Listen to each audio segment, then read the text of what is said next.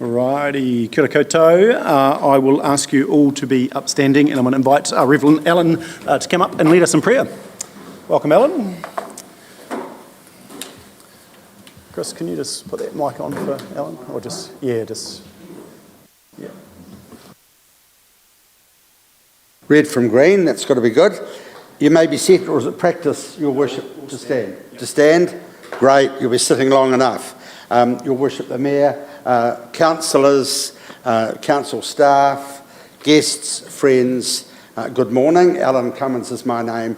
I'm an Anglican minister. For those of you who don't know me, I serve as Anglican or ecumenical chaplain to Timaru Hospital and half-time, and the other half-time I spend looking after Presbyterian support rest homes in South Canterbury, Temuka, and of course in Timaru. So I always say to people, you don't have to come into hospital to meet me or move into a rest home room to catch up with me. I'm very happy to come to your patch and meet you on your patch like I'm doing this morning. So it's a privilege to lead you in prayer and a delight, and the members of the Ministers Association take this privilege very seriously, and we appreciate the responsibility and the time and the opportunity you give to us. So we value it very highly. So as you remain standing, let me read the familiar words of Ecclesiastes from the Old Testament, the philosopher, a seasonal reading at this time of the year, and on the back of Anzac weekend, aware of the drama around the world, aware of our own response to that as local body leaders, as a country, as citizens. A time for everything. Ecclesiastes chapter 3. There is a time for everything and a season for every activity under heaven. A time to be born and a time to die. A time to plant and a time to uproot. A time to kill and a time to heal. A time to tear down and a time to build. A time to weep and a time to laugh. A time to mourn and a time to dance.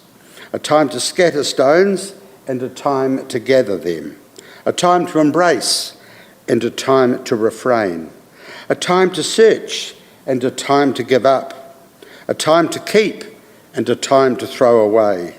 A time to tear and a time to mend. A time to be silent and a time to speak. A time to love and a time to hate. A time for war and a time for peace. What does the worker gain from their toil? I have seen the burden God has laid on people. God has made everything beautiful in its time.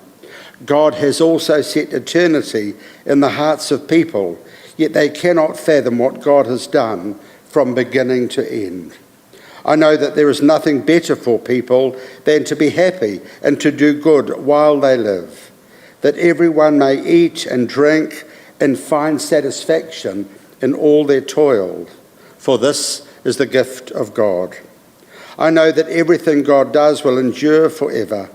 Nothing can be added to it, nothing can be taken from it. God does it so that people will revere him. Let us pray. Gracious Lord, we thank you for your presence with us, and we thank you for your hand upon our lives.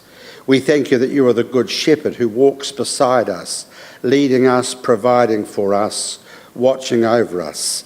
And in the midst of life and death, pain, suffering, joy and happiness, you remain our constant friend, the good shepherd of us all. Father, we commend this council meeting to you today. We pray for our mayor, we pray for all of the councillors, all council workers and employees, wherever they are this morning across South Canterbury. Father, fill them with wisdom and commitment and compassion for this region, this wonderful province in which we live. May they be inspired to work for good for all people, justice, serving with compassion, serving with fairness for all people. So, Father, we commend our council to you, caring for the Timaru district. May we have a great sense of your peace, your love, and your hand upon our lives. And so we pray as Jesus teaches us, Our Father, which art in heaven, hallowed be thy name. Thy kingdom come, Thy will be done on earth as it is in heaven. Give us this day our daily bread, and forgive us our trespasses, as we forgive those who trespass against us. Lead us not into temptation, but deliver us from evil. For thine is the kingdom, the power and the glory, for ever and ever. Amen. Thank you for the privilege, the opportunity and the chance to be here. May God bless you with a good meeting, an efficient meeting with many results for us to hear about in due course. God bless you all indeed. Thank you. Thank you, Reverend Allen. Please be seated, and thank you very much. There's a lot to take out of that, but an efficient meeting is one of those. Alrighty, welcome everyone. Great to have members of the public with us today as well. Welcome to Te Wera and Anahira. Lovely to have you with us. We will get into the agenda. So we have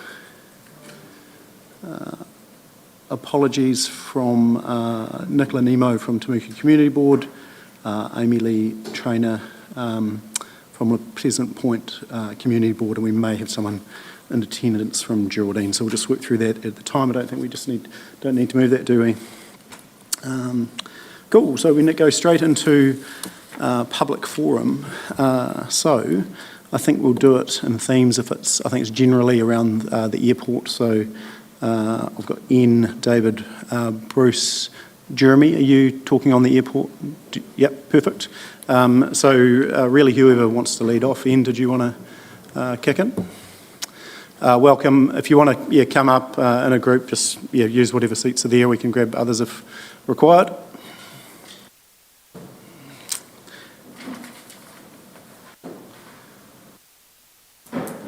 And just for those in attendance, we've brought the airport hangar leases item forward. So that's one of the first two items, just so we can be efficient with your time as well. But the floor is yours. Thank you for having us today. I just wasn't sure whether this is a hospital or an old people's home. I'm not sure what category you fall into, but from the previous prayer. But anyway, we'd like to talk across three topics, which are all part of what you're considering today. It's likely that the lease template document will be finalised in the next 2 weeks. Some of you were councillors when this issue was initially raised. Council managed to produce a document completely unfit for purpose, and it has been a long and frustrating path to get sorted. David and others have worked tirelessly to correct the lease. The airport land lease holders with hangars have organised themselves, and our group has presented our views to elected members and met with council officers, and we appreciate that it's a time-consuming process, and we appreciate your support. To put this into perspective of how long this has taken, if your family had just had a baby when this issue started, they would now be at school. It's only 10 months short of being equivalent to 2 complete LTP cycles, which are 3 years each. It has been on the table longer than a number of you have been elected members. By any metric, this is a failure of your council systems and highlights culture that is not fit for purpose. On the table today, we are happy that progress has been made getting a business-like land lease in place for airport hangar owners, and the discussions regarding appropriate lease values have occurred. On Wednesday last, we sent some questions about clauses to our lawyer for advice and expect to have that in hand by the end of this week. We have shared with others, with our council officers, that we are waiting for advice, and I think you have had some discussion around that as well. Although we agree with the general direction and intent of the lease, we are concerned that council will rubber stamp today a template before we have given our full feedback. We have been in consultation, but until we receive advice, we do not accept that the template is final with its current wording. Did you want to say anything to that? The other matter is rating. We are nervous that rates will be applied in a way that they increase dramatically compared with current levels. The lease documents have an outgoing section in Schedule A but no information on the calculation of the generic rates listed has been shared with us to date. We feel that this is important because in lots of other airport situations this has become a real problem. We would prefer any council resolutions or rubber stamps that occur today to lock in a course of action, take this into account and allow that process to follow through. The process of setting the land leases in your papers today is information of where we are with these lease values. You are being asked to reverse a resolution made previously in the Infrastructural Committee. I think that committee doesn't exist anymore, does it? I couldn't find any sign of it. It seems to have evaporated. We're still here. At that public meeting, Council was presented with incorrect information and several comments were made in that meeting that were at best untrue and at worst intentionally misleading. We were also betrayed as entitled and stupid. History now shows that those grandstanding comments were actually entitled and stupid. We expect a higher standard from our elected members and council officers when dealing with the affairs of ratepayers. Going forward, we have extended to councillors and officers on several occasions our willingness and ability to bring aviation-related skills to council decision-making at the airport. To date, there is no visible sign of airport management being willing to engage. As recently as this week, there's been stuff happening out there that really logically should have engagement. We would like our elected members to direct the airport management to meaningfully engage with a tailored group of airport subject experts to meet and advise before the airport management creates forward plans. This would cost the council absolutely nothing, and we can point to many previous costly mistakes that have occurred that would have been avoided if this process was in place. Airport management demonstrates uninformed and island decision-making on a regular basis. We will continue to advocate for general and recreational aviation users at the airport and seek a relationship that is businesslike and open. Being told to do legitimate requests for basic information does not meet that standard. Council officers are quick to engage paid consultants, but fail to engage with actual users who can support decision-making. Summary, we know most elected members serve to make things better and most officers have good intentions, but you need to change your culture of being open, listening to people who you represent and serve, and find a way of becoming more practical and efficient. Finally, thanks to those of you who have been part of solving this problem. We're not quite there yet, but we're as close as we've ever been, and we can see that that's going to occur. And I'd like to thank you for taking the time to listen to us today. Thank you. Yeah, jump in. Sorry, I don't All right. think I can add much to that except that we look forward to a final result today, if we can, and if we can have some fairness of treatment. I think the CEO, Mr. Traynor, has endeavoured to bring this to a conclusion in the last meeting, so it'd be nice if we can ratify that today and get it over and done with. It's been too long and too costly for such a small return for anybody concerned. I think the big thing to bear in mind that it was all set up as a recreational activity right at the start, and I think that was lost sight of in this commercial world.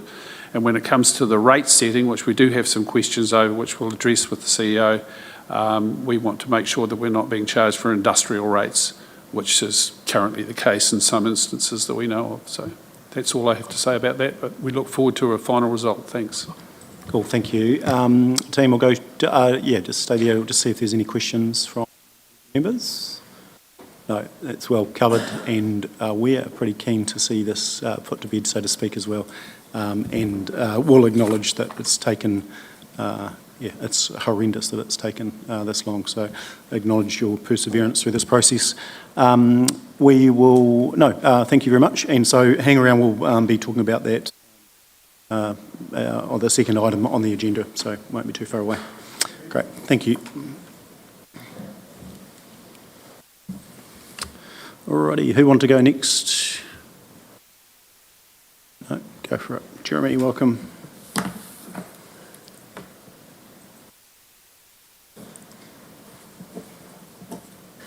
Hi, Jeremy Talbot. First of all, I'd like to apology for Bruce Robertson and Nat Small. They can't make it today. We've got a pretty short notice. I'm in support of what the other gentlemen are saying as well, but a few other things I'd like to raise.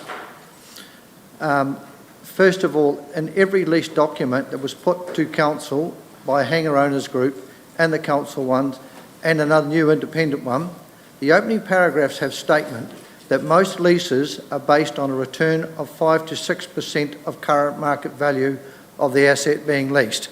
That is standard commercial stuff. It's in all of the lease documents. Bruce Robertson has procured a document from the head of the Valuation Association that confirms this, that he would like to present, but unfortunately due to the notice can't be here today. So on the basis of using valuation of property sold nearby that was 9 hectares along at levels there by the Traction Engine Club, there was 9 hectares sold there which had an irrigation plant, a wool shed, an implement shed, 1,000 metre form gravel horse training track plus water troughs, 3 place power, etc. And it sold for just on 30,000 a hectare, which makes a lease of 15 cents per square metre, which is currently what agricultural leases, etc. are around that area, $1,200 to $1,500 a hectare. From the information released by the council, it says its valuation for the entire airport, that includes the farmland, is just under 40,000 a hectare. So using the council's own guide, the maximum rate per square metre, the base rate should be around 20 cents per square metre. The farm is currently paying around 12 cents plus irrigation costs, and looking at the gun club's area and their lease, it's around 5 to 7 cents per square metre. So the question is, what methodology was used to work out putting the extra $5 on to get to $5.25 as the base rate? Nowhere is there any explanation. So without this, it seems that this council-run operation could be said to be double dipping by also charging rates over what they claim as lease costs. Commercial leases, as I said, are based on 5% plus the outgoings of rates, etc. I believe we are all more than happy to pay for services provided as long as the costs are reasonable. There also seems to be confusion by Timaru District Council and its airport management on runway activities and hangar leases and where costs stop and start. I've heard things like there's a roadway with access to the runway. So prior to the new security gate going in, that was actually a public road, as are all the others on the airfield. So not up to the hangar owners. The only other thing that some hangars have is actually a water tap. All the power supplied to the private hangars was paid for by the owners. I understand that the grass is cut sometimes, certainly not to any standards in the last 12 months. I've had to cut mine 5 times, and the last time I cut it, the grass was 200 mils long. Way over top. Should have been done, so there are some serious issues there with the management. There is also a great many inconsistencies in the leases which need addressing. So to this end, I'd like to make a suggestion. I think it's time a new board of management was formed, made up of 3 TDC representatives and 3 hangar owner lessees to actually run the airport. It's been 5 years since I blew the whistle on the $30 million expansion plan that this council had, or staff did, to extend the terminal on the runway. Just think of the debt you'd have around your necks now if I hadn't blown the whistle. We have a car park that costs more to run than it actually brings in. There was a simple solution, and that was $5 a head on every air ticket. But no, we spent hundreds of thousands of dollars on a park cart machine, which breaks down half the time. Crazy. We once had an airport manager who did everything, including mowing, in 2.5 days of the week. I'm not sure whether you're aware, but we now have an airport manager, a safety manager, and even a communications and publicity manager. And now we have 2 companies mowing the grass sometimes. It's got crazy, it's got out of hand. We really need to wake up. So clearly expenditure, just even on the staff, has got out of hand. There are other number of other questionable expenditures that have been done that required reworking or changing, even on the security gate. It's been changed several times and still doesn't work right. The fact that none of the actual staff running the airport have any experience in aviation is a serious concern, as raised by Ian.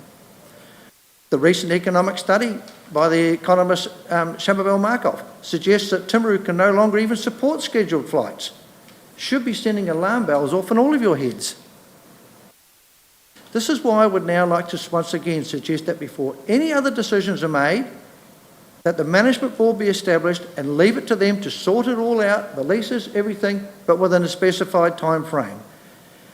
As it currently stands, I believe there are up to 3 airport businesses that are looking to close with the loss of over 20 jobs due to rental proposals and other issues at the airport.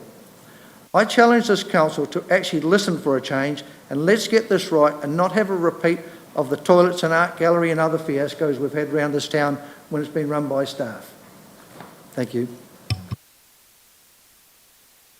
Thanks, Jeremy. Elected members, any questions? No, all good. Do you need that left? Yeah, we'll grab a copy. Yeah, thanks so much. Yeah. Thank you. Oh, that's all right. We'll copy it, send it around. Perfect. Thank you.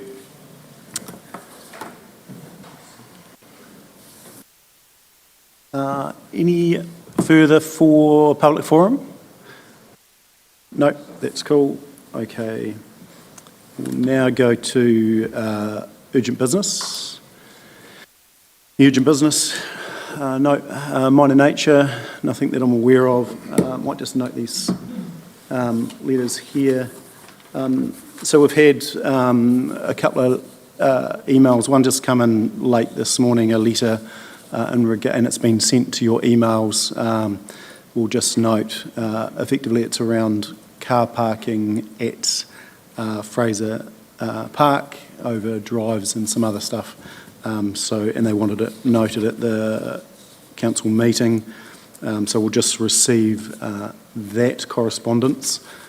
Also, we had over the weekend, I hope you all had a chance to read an email from Graham Spencer. Technically, the way it came in, we wouldn't necessarily note it in full, but if you're happy, I'm happy to receive it in full. Is everyone comfortable with that? So that's on the permanent record. So those two will just... do we need to move that we receive? No, that's right. We'll just receive and note those. So they'll be on the permanent record, and we can work through the parking one later on and just see what the issues are. So we'll go now to conflicts of interest. Chris. Just conflict on item 8.7, the community fund. Oh, yes, thank you. Any further conflicts? No. Alrighty, we'll move now to minutes. So we have minutes of the council meeting held on the 31st of March 2026. Can I have a mover for that, please? Councillor Shannon, seconder. Councillor Burt. For the motion, all those in favour, please say aye.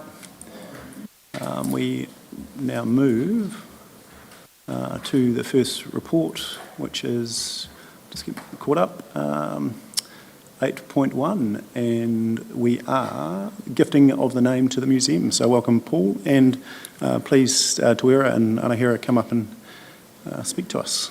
Welcome. And Philip, thank you.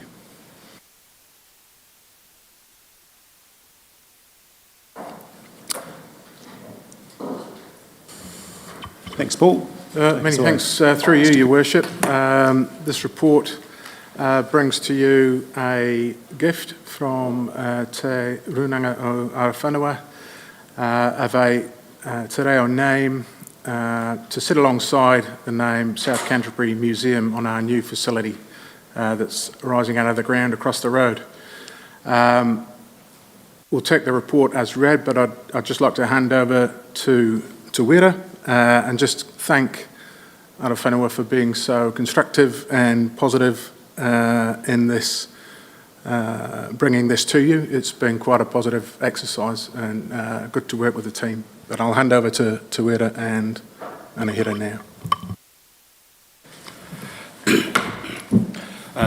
E te kaunihira nui, tēnei te mei tino mihi atu ki a koutou. Yeah, I'm not going to lie, I didn't really have too much to do with the construction of this name.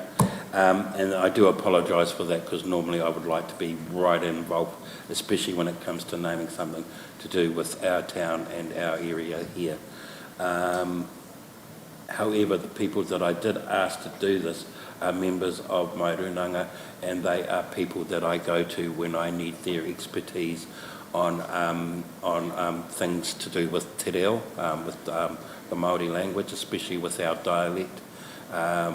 They work in Ngāi Tahu on that particular aspect itself, as well as archival stuff dating from publications that our ancestors would have done from the 19th century. So they would have put every effort to making sure that this name would be as accurate in describing what this building, this museum would be for, hence the name Te Kura Marumaru. Basically, people get confused because kura can also be is associated now with schools. This can be interpreted in two ways, meaning the sheltered treasures, which is exactly describes what the building is for. Also, a sheltered place for learning, which is also a good way to describe what a museum is for.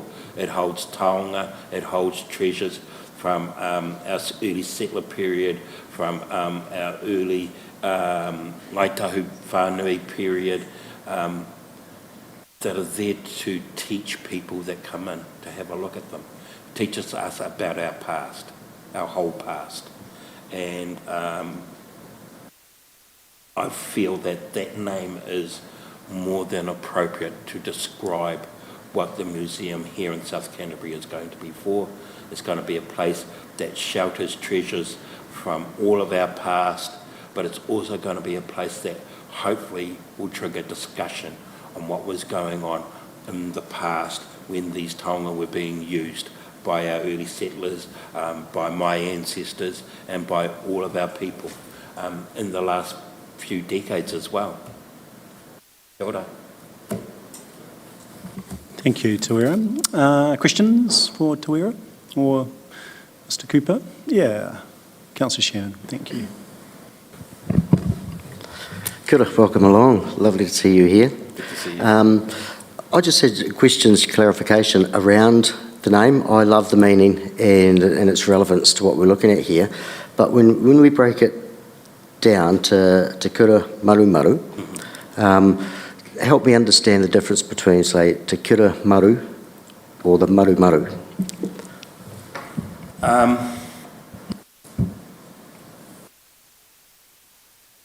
Maru and Marumaru are pretty much the same, but Marumaru is more, what's that word I'm looking for? It's more indicative that it is extremely, it's a sheltering place. It emphasises that. It's a place that shelters or holds stuff.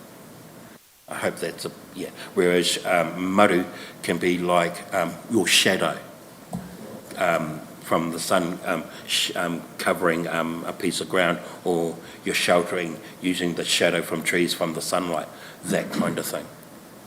Okay. I see. So the repetition of it, that's what gives it... It emphasises that it's more than just a shadow. It is something that literally is a physical thing that will shelter you. Thank you.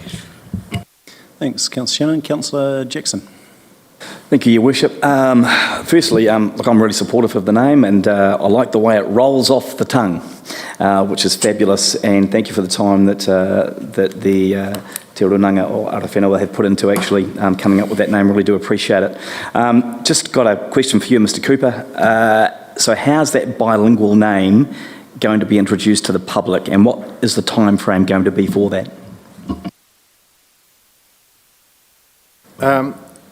Well, depending on the decision today, Councillor, if the council accept this gift and adopt it as a name to sit alongside South Canterbury Museum. It will be referred to as that from this point on. We are developing, as it mentions in the report, we are developing a logo to sit alongside, which is a separate piece of work that's been commissioned. But it's hoped that the two will become synonymous with each other. So the logo, the Te Reo name and the English name will become the branding of the new facility. Yes, Councillor Shannon. Sorry, and one for you, Mr Cooper, too. So, couldn't help but start looking at the likes of Te Papa and how that's also Museum of New Zealand. And the longer name is the Museum of New Zealand Te Papa Tongarewa, is that correct? And everybody knows it as Te Papa. Now, coming back to the South Canterbury Museum, is this also an opportunity for the South Canterbury Museum to be Museum of South Canterbury? And the English part of it, it just seems to feel more significant and when people talk about the museum rather than South Canterbury Museum. So if it was Museum of South Canterbury with the Te Kura Marumaru at the same time, would that work? I know it's not a consideration in this paper, but... Through you, Your Worship, that's not a decision today, but we'd be happy to take that away and bring it back to you at a future date, if that's the preference of councillors around the table today. Thank you. Councillor Scott. Thank you. My question isn't related to the name, it's related to point 18 around the commissioned work stream, which I presume Mr Cooper is out of our allocated funding for the museum project. We have, I think, we had 15,000 for our iwi artist and we've got 35,000 in there for cultural advisor. So this work is within the museum program of work, not something separate again. Yes, much to Philip's enthusiasm, it is coming out of the budget for the project, so it's not extra money. Yeah, and to be fair, the people who are working on that on our behalf have seen it as a community project, and their fees have been very reasonable as a consequence. Yeah. Thank you. Over the side. No? Okay. Oh, yeah, sorry. Councillor Thomas. Yeah. I'm trying to find a way to make this into a question, but well, just ask the... Yeah, just go at the very end, go, what do you think of that? So, I mean, firstly, I support the proposal, the Te Kura Marumaru. I sort of had written some notes thinking that perhaps Mr Spencer might be here and that I was, these were written based on the letter that he had sent to us. But, you know, the proposal doesn't remove or replace the name South Canterbury Museum or the Museum of South Canterbury as it may turn out. It adds a Te Reo name to sit alongside that. And dual naming is, you know, there are many, many examples of dual naming throughout New Zealand, Aotearoa. So I'm very, very supportive of it. I mean, I have a lot of other things that I think would, you know, make it there's a very strong case to have this name adopted. And so, you know, dual naming, it strengthens the museum, it doesn't diminish it. It's a new building, it's a great opportunity to take that new name and at the birth of the new museum, bring it forward. So I'll just take the note from my colleague here who says, do you agree with that, Mr Cooper?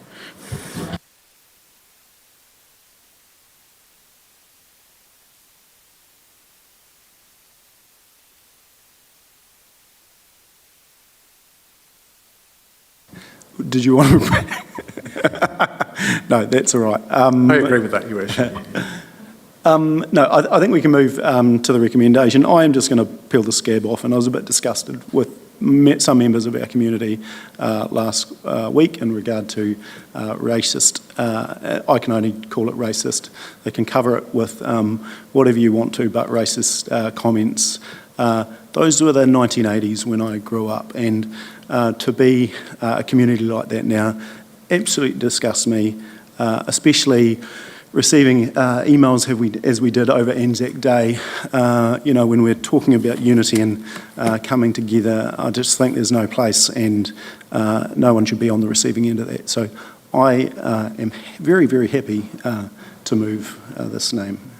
I'll second it, but look, I think we need to put to bed the, because this now will engage the people we're talking about and other people in that ilk, the fact that it's the South Canterbury Museum, because that's indicative of the English language and where the subject is at the end, and with this incredible gift from Arawhenua is indicative of the Te Reo, and they both sit together. So having that still just hanging there and not making a decision on it is probably, I don't think, right. I think we should clear that now and make that decision. So I will move it with how it's presented in our papers, with the gift of the name, which we're very, very pleased with, and the nod to Timaru itself and the meaning of that, with the English version of that being South Canterbury Museum.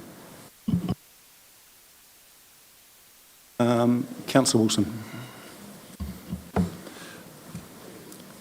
I have a question, but just before I ask the question, I just wanted to cover a little point. I don't have an issue with the dual naming, but I have just a question around the name. But before I go to there, I just want to say this, that sometimes in this world today, if you question something or query it or make another observation, you're deemed to be a racist. And I just want to clarify this. I'm not a racist. I have a question. And the reason I'm not, an important point I want to make is that as a young married couple, my wife and I adopted 2 children. We adopted them 2 years apart. The first child we adopted was a beautiful Maori boy. And I was just thinking about this morning. When we looked in the cradle, he's only 5 days old, and we looked at him, we didn't see him as anything other than a beautiful baby human being. In the days when we adopted back in the early 70s, adoption was quite popular and you had a choice. You weren't sort of like, this is the only one you're going to have a choice of. You had a choice. We didn't even think about that. This baby was adopted into our family as our first son. Today, he's a 53-year-old senior health employee, my best friend, and him and I spent a lot of time together. We talk about his heritage. We encouraged him as a young boy to go and seek his bloodline, and he did, and we just love every bit of it. And he has brought a dimension into our family that's been significant. So I'm blessed, and my wife are blessed, that we have we might call it a mixed family, but we're all one. We just see ourselves as one. So when I raise the question, I just want people to understand, I'm not coming from anything other than a question that's with love. Because he is my best friend, and he was the most beautiful baby.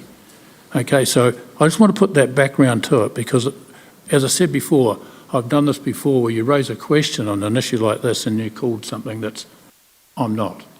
So my question is, when I see dual naming around the country, I'll use school for example. You see school, and I'm not very good at pronouncing your language, unfortunately, I apologise for that. Kura.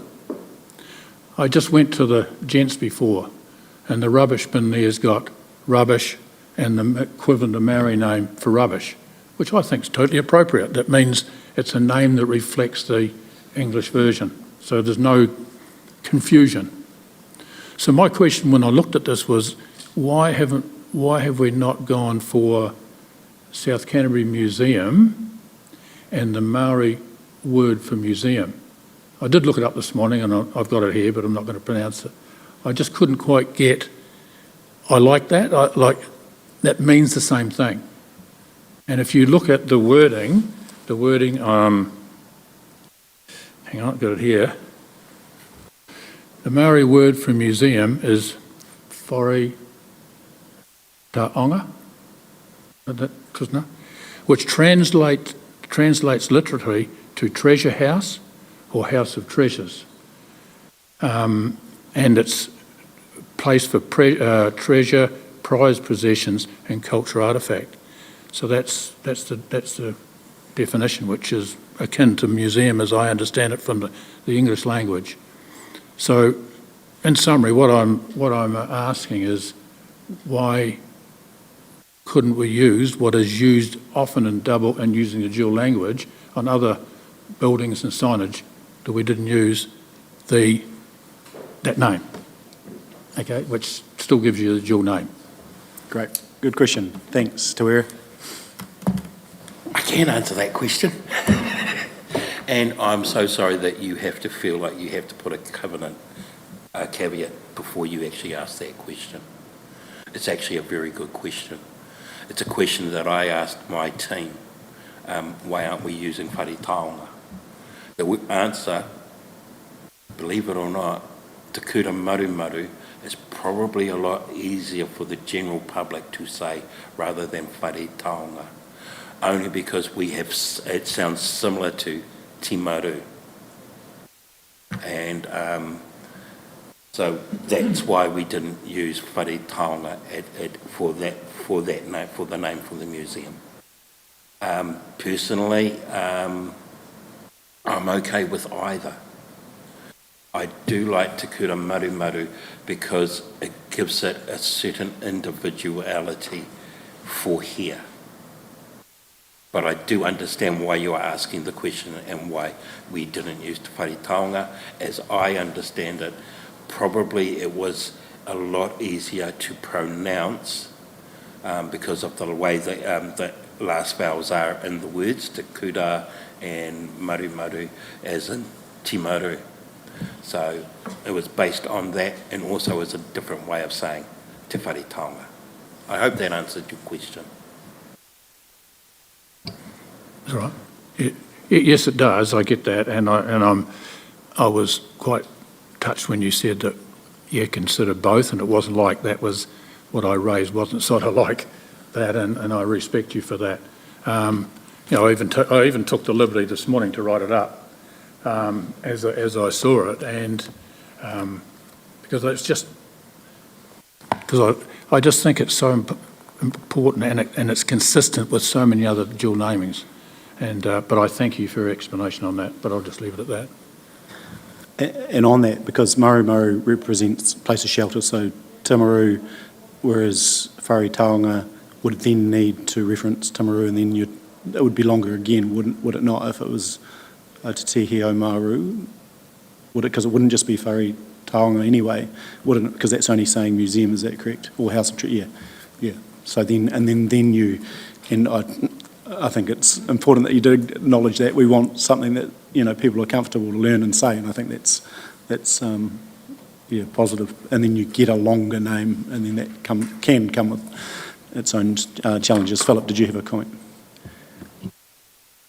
Through you, Your Worship.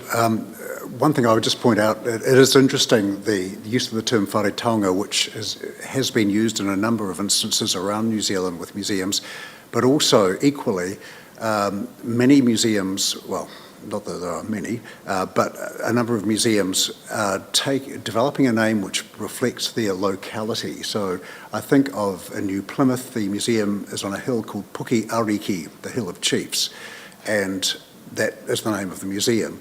The new Museum of Southland is named Te Unua, and actually I must confess I can't tell you what that means. Toitu is the name of Otago Settlers Museum, and I'm sure that Canterbury Museum may undergo a new branding with its redevelopment in a couple of years' time. I think I can speak on behalf of the museum team that we were immediately taken with the significance of the word kura, which, as we know, means school, but also it can and does also mean treasures, as does taonga. So in many ways, this is a different take on Whare Taonga to say Te Kura Maru Maru. And as has been outlined, the sheltering aspect of that is incredibly significant to the role of the museum in our community. Kia ora, thank you. Thank you. Any further questions? We've got a mover and a seconder. If there's no, Councillor Wilson. I'm trying to hold things up. I just want clarification. So you're voting on the name. Can you just... Yeah, can you see that? Oh, yeah. That's the current resolution.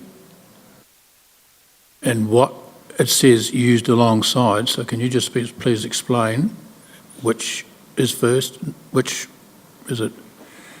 Because I think that's important. Like I think if I'm going to look, if it's going to be the majority accepted that the current Maori names are used, and if that's what's I see, is it the Maori name first, the English?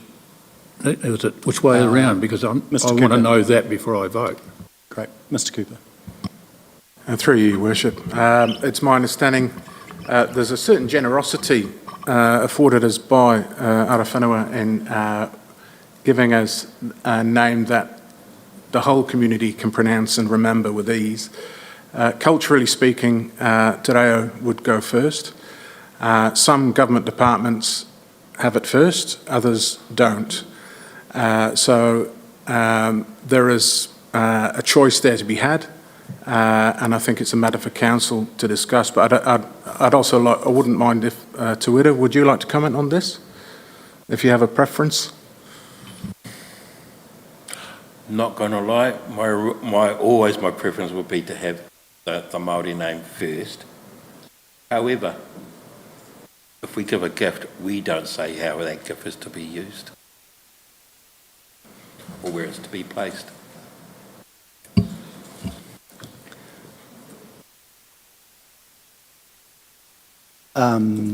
Is there a preference in the room? Is this something we need to decide today? We can put it to bed if you like. I'm comfortable with, yep, Stephen. Sorry, from a standing orders perspective, it's been moved and seconded, so you need to... Yeah, no, that's fine. Yeah, we'll go through that. So we can add it. So we've got the current resolution, which adopts the name alongside the original name, South Canterbury Museum. We'll just have a quick chat on what Te Reo versus English first. I have no, I'm comfortable with Te Reo English. It doesn't really worry me. So let's not make this more than it has to be. So I'm comfortable for Te Reo to be first. Yeah, I don't think any... Happy to modify in relation to so that we get the definition right, and that Te Reo be first. In English. Perfect. I am as well. So that will modify the resolution that the Te Reo Māori name is first, and South Canterbury Museum will follow.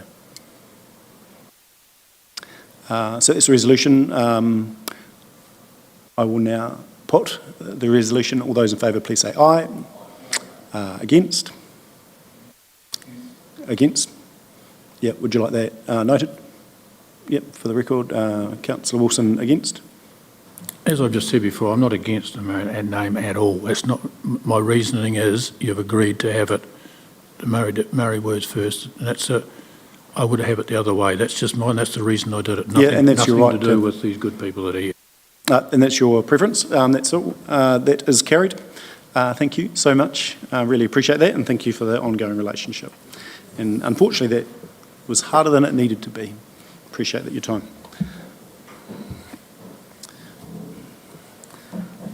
Alrighty, we're going to go now. Welcome up Andrew for the airport leases, and Elliot, are you accompanying? Welcome, Elliot. And that is 8.2 on 29, and we're at 20 past, and we're aiming to be into the hearings roughly by 11:30. So we'll try and move this through in the next sort of 10-15 minutes just to keep on time. The floor is yours, Mr. Dixon, Mr. Higby. Thank you, Your Worship. So what we are bringing to the council table here today is reviewing these airport hangar leases. They're of there are 22 of these hangars out there, each leasing a particular amount of land, and which 8 of them have expired. So there has been an ongoing process with this, working through, there's 2 issues. Firstly, there is the actual lease agreement, and then the second issue is the rate per square metre of land or the lease rate.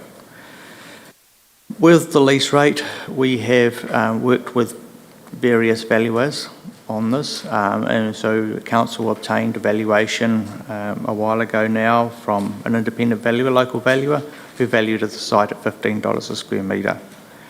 That was brought to the Infrastructure Committee and was adopted at the time. Since then, it has been challenged by the airport users, and so as part of that process, and they fairly can challenge it, there's no issue there, they obtain their own valuation using a Christchurch valuer.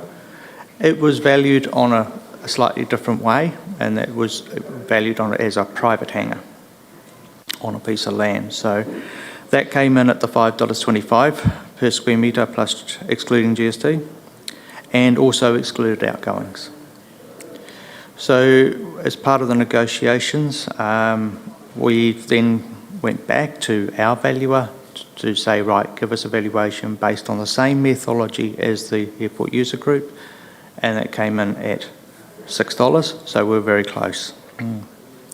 As the negotiation, we have agreed with the group that $5.25 is a reasonable sum.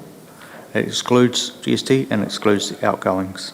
So the lease agreement, there's been a number of changes to that, and I guess working with the user group there, there's still some issues there to finalise, and I acknowledge that they still have to obtain a legal opinion on the lease agreement, but that can be done independently.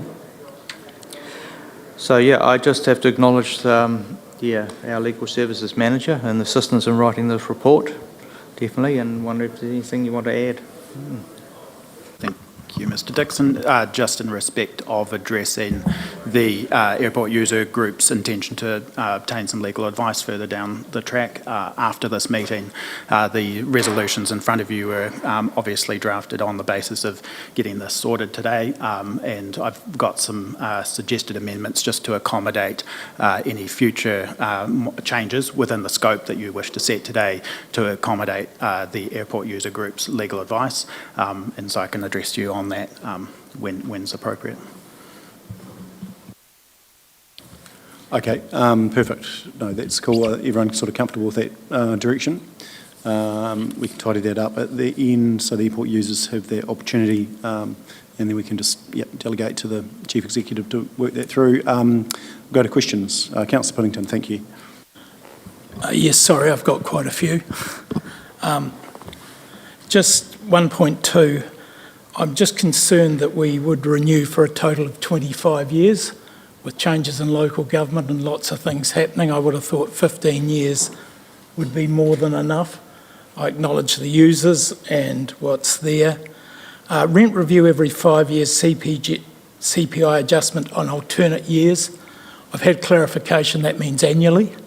Is that correct? Yes, that's correct. Cool. A rent review can both increase and decrease. I find the decrease unusual. Usually there's a ratchet clause to stop leases going. Probably for the recreational users, I'm comfortable with that, but I'm concerned we haven't differentiated between the commercial users out there and the recreational users. A commercial user should be paying a higher rate than a recreational user. So my question in that valuation is, did they differentiate between recreational and commercial units? Because again, no problem with the recreational user and the amount struck, but I do have a problem if that's for a commercial user. I'll keep going. Let's answer that question. Let's go to that question if you don't mind. We'll just step through it. Sure. Yeah. So the valuation that was obtained was on the basis of a recreational user. But having said that, there's only 2 commercial users out there at the moment, and they are effectively leasing the same land as such. So what we're talking about here is a lease for the land, and not the improvements on that land are owned by the actual hangar owners in the business here. So we have elected by choice at the moment, and you're welcome to change that position, that the commercial uses will be consistent with the recreational. Well, I'm sure every ratepayer down the Washdyke Flat would like their rates reduced to a lesser rate. I just don't get the thinking behind it. I mean, by all means, settle with the recreational users, but it's a commercial use getting a commercial return. So I can't agree to that other ratepayers are subsidising a business, because I'm sure every business in Timaru would like a subsidy from the ratepayer, and that's what's suggested by doing that. Just one man's opinion. It's difficult to, I guess, establish the difference between commercial and recreational at the airport when it is literally the same. I'm sure there's lots of airports in New Zealand that do that, Andrew, so I don't think it is difficult at all. So I don't agree with that part. I'm concerned to provide compensation for the lease terminated at the airport, and we haven't seen what that is we're agreeing to. The compensation for termination, what does that mean? What are we talking about? Through the chair, that is set out in the underneath the termination clauses in the lease. I can take you to that page. Does it say how it's going to be calculated? This is pages 66 and 67 of the agenda set out underneath right of cancellation at clause 53, the process for termination and any provision of compensation there.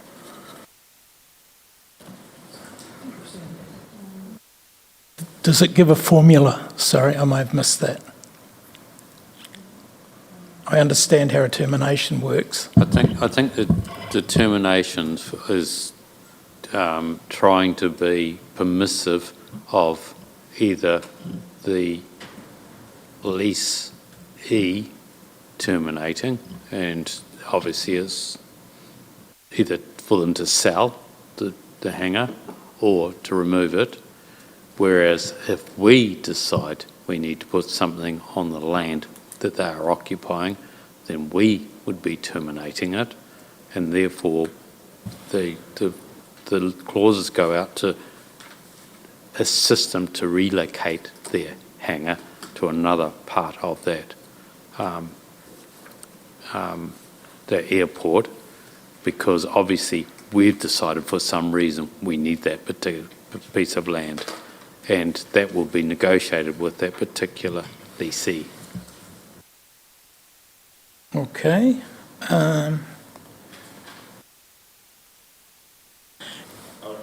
Go back to the rates. The 525 is for the recreational users, and given there's only two, we could go and negotiate with those two commercial people. It doesn't stop this happening today. Well, there's a difference between doing it and not stopping it happening, so what are you suggesting? Well, this is for the great bulk of them to get them over and done with, whereas we can easily work on the commercial rate as a separate issue with those two. It's actually, it gets down to that particular lease for that particular land. So I just want to jump in here because, we're talking about land lease here, not rates. When you talked about commercial operators in Washdyke, you were talking about the rates they pay, which is quite different to land lease. And I'm trying to think of this in a context where we lease several blocks off several different government departments, and we pay a lease based on undeveloped land value, regardless of what we use it for. So I'm probably comfortable with that. Correct, Michelle, but commercial land you'll find is far more expensive than... This isn't commercial land. This isn't commercial land. No, but it's being used for a commercial purpose. Yes, but it's not commercial land. It's undeveloped, and the zoning of it is, Andrew? How is it zoned? So what was that? Sorry, Miss. How is the airport zoned? It's actually zone rural. Yeah, so yeah, it is. I could get I know how it's zoned and I get all of that. I'm opposed to having a commercial operator pay the same per square metre cost for land as a recreational user. That's my point. That's right, that's noted, and we can work through that when we come to resolutions. My as well. only other question is, so we're talking about rates now, and a number of the users have questioned that. So does the 525 include outgoings, or is that on top? Through the chair.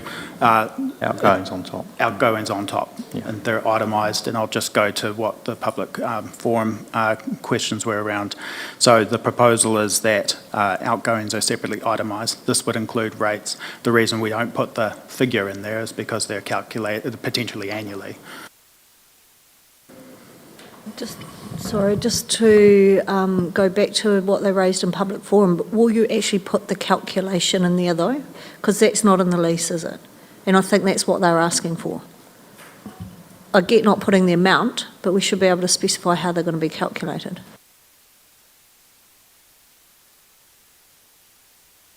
Managed to turn my microphone off. The square meterage sets the pro rata allocation of rates for each leasehold. But from what I read, that's actually not specified in the lease, I don't think. And will we make that clear in the lease how that is calculated? Yeah, I appreciate this is a real area of complexity when you start digging into the back. So the template, this is page 72 of the agenda, envisages setting out generic rates, round brackets, calculated on a total lease area, but figure not listed as changes annually. It should be noted that, the hangar owners too, they have different services. So some of them, for instance, have a waste collection. So therefore, that's an additional rate as such, the waste collection charge. Some of them have water connections. That's additional rate. So it does have to be negotiated on an individual basis.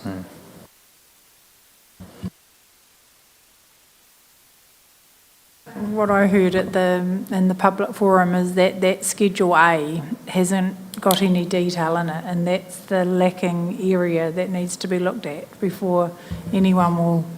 And that's purposely because it's individual to the individual lease. It's dependent on the services they receive.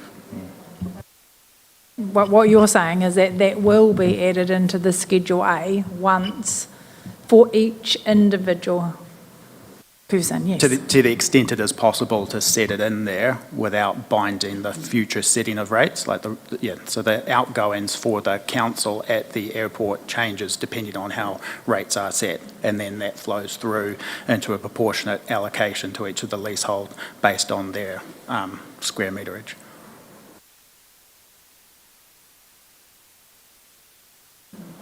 Sorry, is that is the concern, wasn't it? Is the additional council charges that are not understood at this time that the hangar owners want to understand? So when we met with the hangar owners, we discussed this and we said that we will look at the entire portion of the general rates across the entire site, and it'll be done on a per square rate. So that's equitable.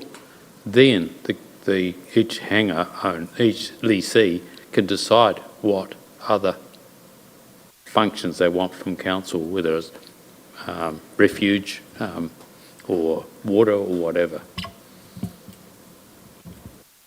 That's what we had in mind.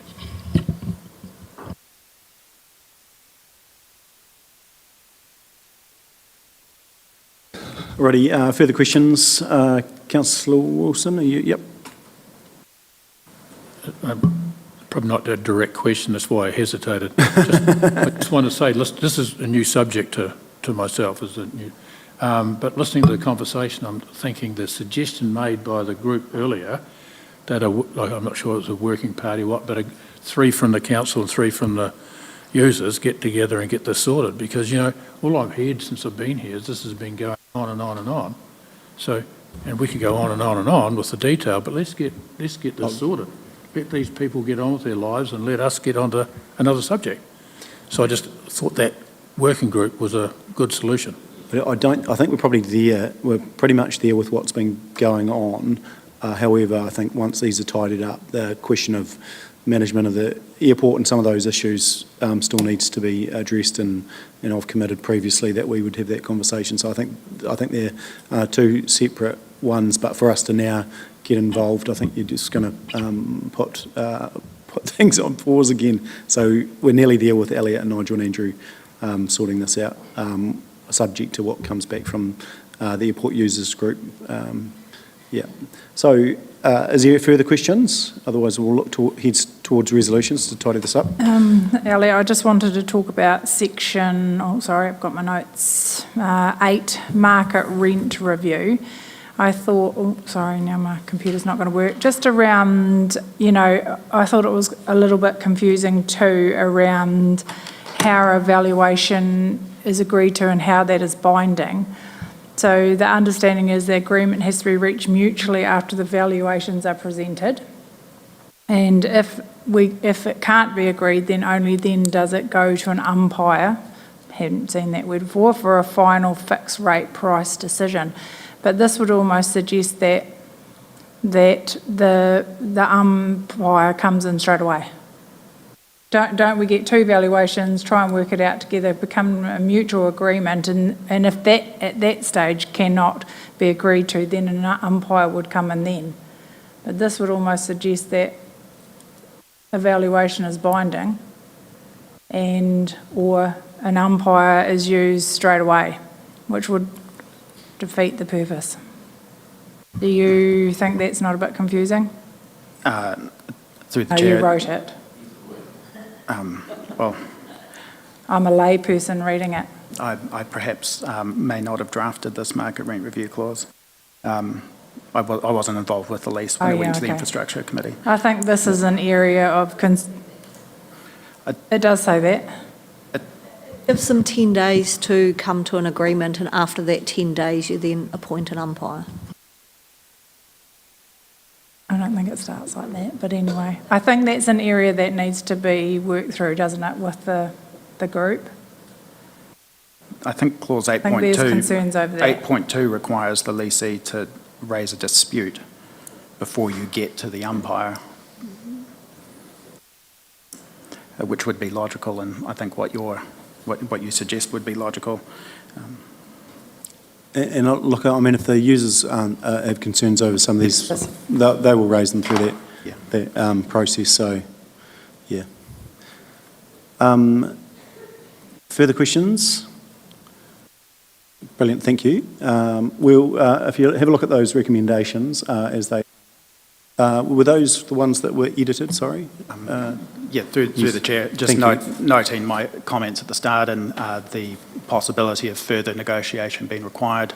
The reason we are here in front of council discussing a lease is twofold. Firstly, the resolutions made by the infrastructure committee setting the value. So, of course, we can't unwind committee resolutions.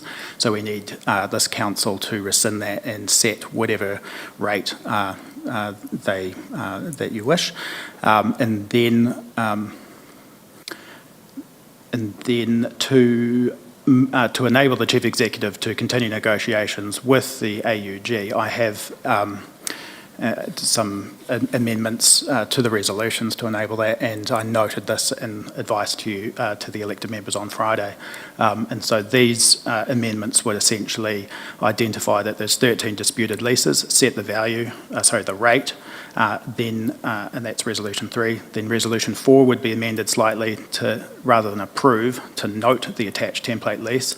Then Resolution 5 would be amended to authorise the CE to finalise the terms of the template lease with the 13 disputed leaseholders and execute that lease up to whatever duration this council wishes to set. And that gives a ceiling of negotiating for the CE to go off, and the leases don't have to come back to you. Okay, cool. So, has everyone had an opportunity to read? Sorry, Councillor Harper, question?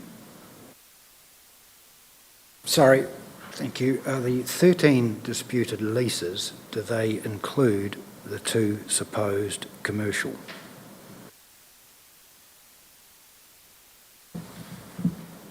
The concept of commercial is driven from the permitted use under the lease, and only 3 leases refer to commercial use. One of them's not disputed, so there's 2 disputed leases that refer to commercial use. However, there are other leases where the permitted use is not defined. Essentially, it's just aircraft hangar, and then the advice from the property team is that they are run on a commercial basis. So there is some looseness with the delineation of commercial and recreational, hence why the Infrastructure Committee received a paper from officers which essentially collapsed that distinction. So back in February 25? Yeah. And a follow-up question. The South Canterbury Aviation Heritage Centre is set, it's still at $3 per square metre for the public benefit. Is it wiping its own face at $3 a square metre with the entry fee charges? And could we term the one in particular, Avtech, is there for the public benefit to a certain extent as well with the...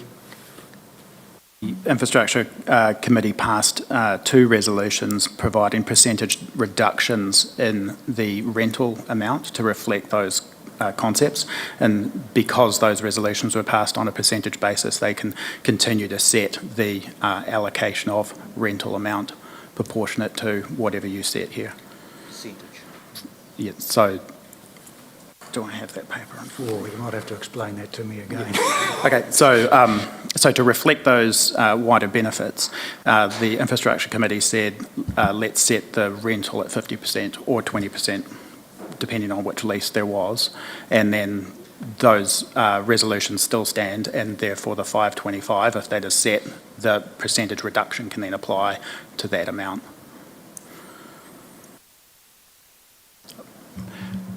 I can give it another go if you want. That's right. So we did tackle that, and we think that's covered as far as those, the museum and the Euro Club effectively. Yeah. Because we don't want to come back. Happy to move as is. Thank you, Councillor Pye. Seconder, Councillor Wilson, as is. Any further discussion? Yeah, just voting against it on the base that there's no differential between commercial and recreational, and I still think going out 25 years is a long time with the way things change. Yeah, thank you. Noted. Anyone else want to speak for or against? If not, I'll put the motion. All those in favour, please say aye. And against, Councillor Piddington will note that, and for those reasons, did you get that? Thank you, Megan. Okay, perfect. Carried. So thank you to all the airport users. Thank you for your time this morning. And hopefully we can work through that in the next few weeks once we have advice back from your lawyers, so we can put that to bed. Alrighty, team, we're going to keep going. We're moving now. We're going to kick into the hearings, is that correct, for South Rangitata? So we have some people coming to us now. South Rangitata is on page 74, and we have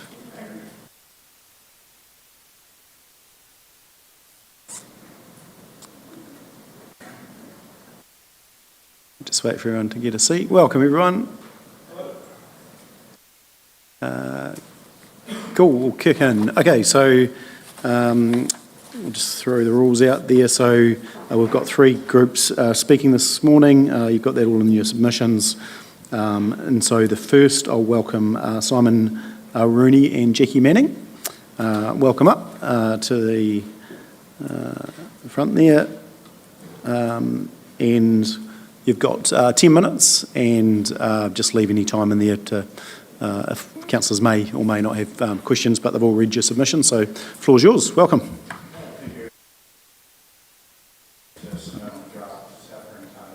Plan. Our society represents 96 batch holders out at the Rangitata Reserve and the vast majority of hut holders.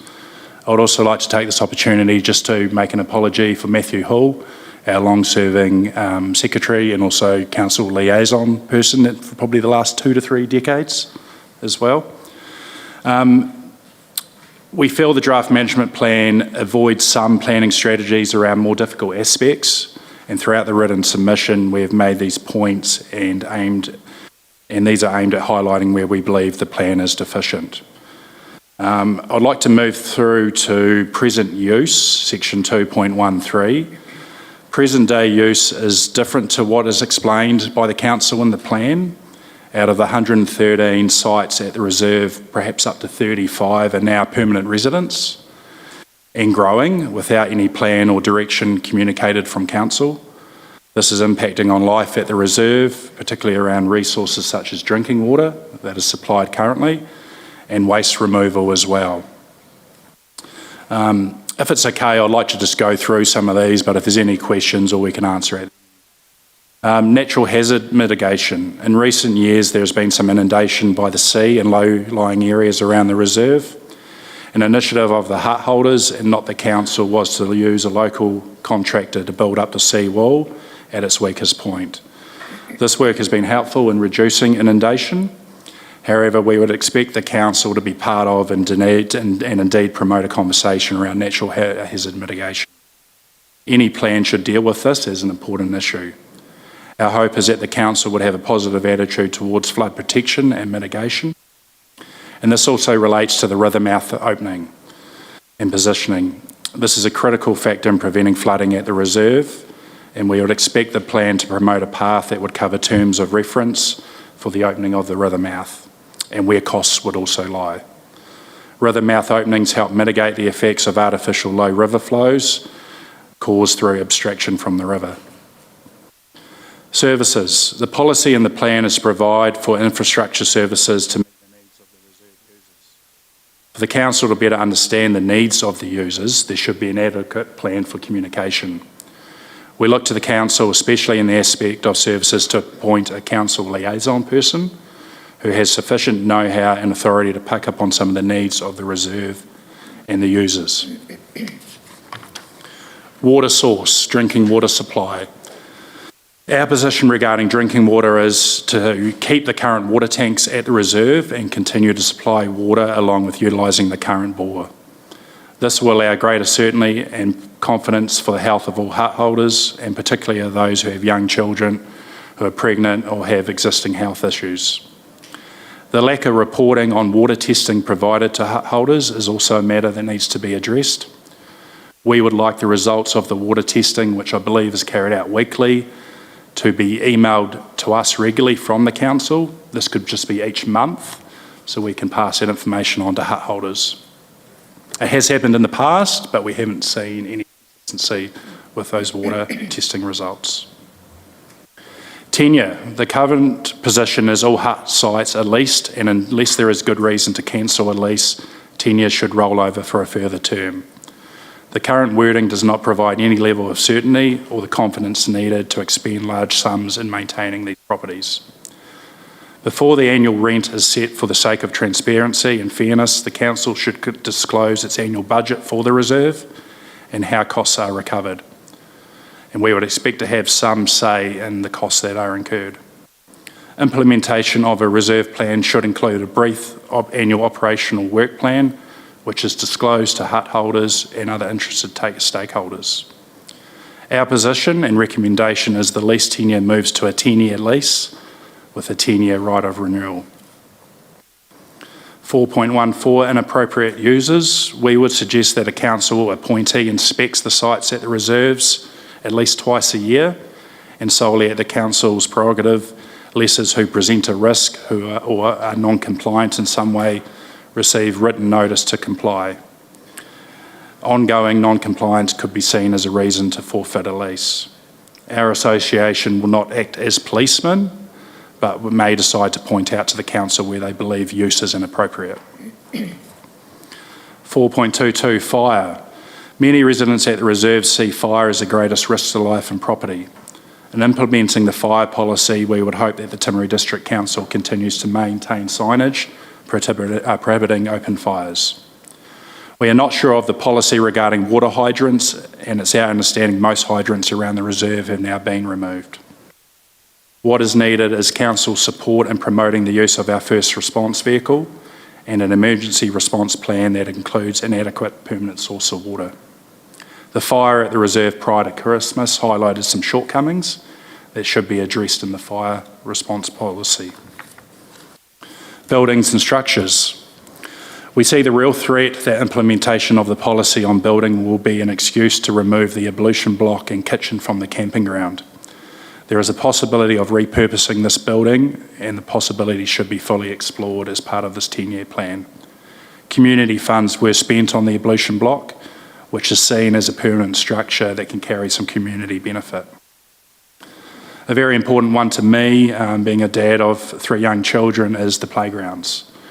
The poor standard of the amenities in the children's playground is often talked about as a symbolic of the council's attitude as landlords of the reserve. Not only our children use it, but visitors to the reserve and people that are staying in the camping ground use it and enjoy that open space. It's our position that both the northern and southern playgrounds remain and are maintained by the council. Currently, the northern playground, which is situated next door to my batch, is maintained by hut holders. Currently, I mow the lawns and are happy to continue to do so.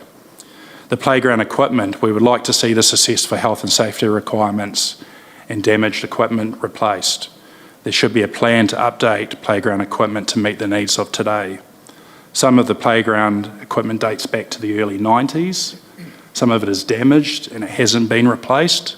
There's one item up at the northern playground that's been damaged for 5 or 6 years. Whether it's been assessed, definitely hasn't been replaced. We're not asking for much when it comes to playground equipment. We would just like to see it brought up to a semi-modern stage and broken items replaced. And again, we'd like to keep both because they are well used by hut holders and visitors. The camping ground, our position is for only permit self-contained vehicles, but also support the Motor Camp Working Group Party and the campground submissions to install a dump station or holding tank and the retainment of the ablution block in its current state. We would like to move that a dump station holding tank is costed and funding examinated with the NZMCA, New Zealand Motorhome Caravan Association. We feel this is a great middle ground to examine after the new septic tank system was declined at a previous meeting. The campground is very important to all hut holders at the reserve as well.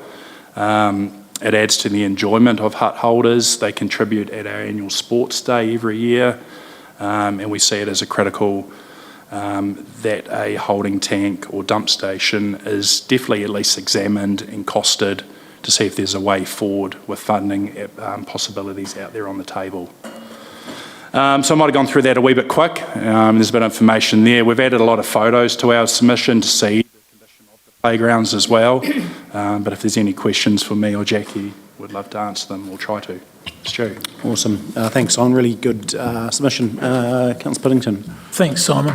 Pretty clear. I was interested, you think there's 35 permanent residents, is that how many, that's about a third of the sites? So you're saying that's enough, or you want flexibility for more? I guess in the previous plan, or there's always been discussion around 10% has sort of been the number, and that's always been around that sort of 10 to 15 permanent residents. But I guess cost of living, the pressure on house prices, people are looking at these reserves as a place to live. It's really a hard one to judge and have someone from the council out there inspecting them to get a gauge on how many permanent residents there are. But our concern is there's no real direction going forward and what's to stop other people coming into the reserve or people of bad character, for example. We would like to have permanent residents out there. It's good for the safety of the reserve, but we would just like a cap on it or to make sure those users, the permanent residents, are contributing. Because at the moment we're paying for a 180-day lease, which is a certain amount. The permanent residents do pay a larger amount, But at the moment, there's probably only 10 to 15 that are contributing, and they're all using the resources like some water and adding to our rubbish removal as well. No, makes sense. I just wanted the clarification. Thanks. Thank you, Simon. As you may or may not be aware, I've had several meetings out there with the various groups and really supportive of the community out there. However, as you may not be surprised, there were some comments in your submission that I had an allergic reaction to. And I just want to, because it is a public record, and I don't believe the statement that you've made saying permitting the indiscriminate discharge of faecal matter to land and water from 1,600 cows on a neighbouring farm is correct. And I think if you go and have a look up the discharge consent for that farm, which is publicly available, you'll see it is far from indiscriminate, and there are quite a number of conditions on that consent because of the drinking water supply next to it. And so I really just wanted to correct that. We can agree to differ probably, but I felt that statement wasn't factually correct, and I do agree actually that you should be getting the water test results on a regular basis. So, yeah. Like it's very critical those water tanks remain well used. Relying on the bore without getting significant, water testing results back as well. I'm not too sure what cost is involved with filling those tanks, but yeah, we would like to see them remain. There is currently one situated in the camping ground. I think there's a bit of congestion on where that should actually be located too, as well. So that's cool. Any further questions? Otherwise, we'll keep moving on just because we're on time pressures. But there's lots of really good stuff, and we can talk to some other history, because there's the management plan, which is important. We're working through this, but also other things off to the side that I think are important. And yeah, I think partly the challenge is we've had probably at one point we had the same officers probably were the direct point of contact, and we've had some change. Yeah. It was Matt Amler, yeah, going back, and that was good. So yeah, so some of those things I think need to be worked through, but no, I appreciate that. Thank you. Awesome. Thanks, Tony. Cheers. Thank you. Thank Thanks, you. councillors. Alrighty, next we've got Bob. Bob, welcome up. Thanks, Tyler. Just got a couple of photos here I'd like to pass around. Yeah, no worries. Yeah, just give them to Stace and she can pass them on if you like. Oh, yeah.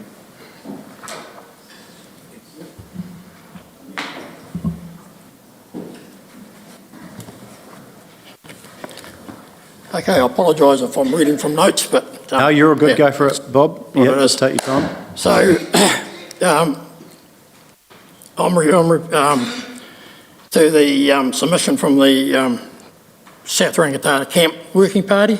That was formed probably 3.5 years ago, and when I was formed, it was owing to the septic tank system at the camp failed, and the council were going to close the camp. So with us arranging, we got a group together and we arranged meetings with the council. Nigel knows a lot of the history, Michelle knows a lot of the history of where we've been, and after some meetings, the council decided to reopen the motor camp with the conditions that it would be a green stickered camp. Do you all understand what I mean about a green stickered camp as far as campers and caravans go? That's good. So one of the requests that we did at the time was requesting a dump station to be installed. And the question would be asked, why do we need a dump station? And if you have a look at those photos were Waitangi weekend this year. What we have, the hut holders run Sports Day, and that was the fishing competition, and the fishing competition, the beach fishing competition, and from memory there was 198 entries into that competition. So that puts, and you can see how many caravans and campers that were in the camping ground, and the pressure that's on the people that are there and it's also the pressure on the lessee of the motor camp.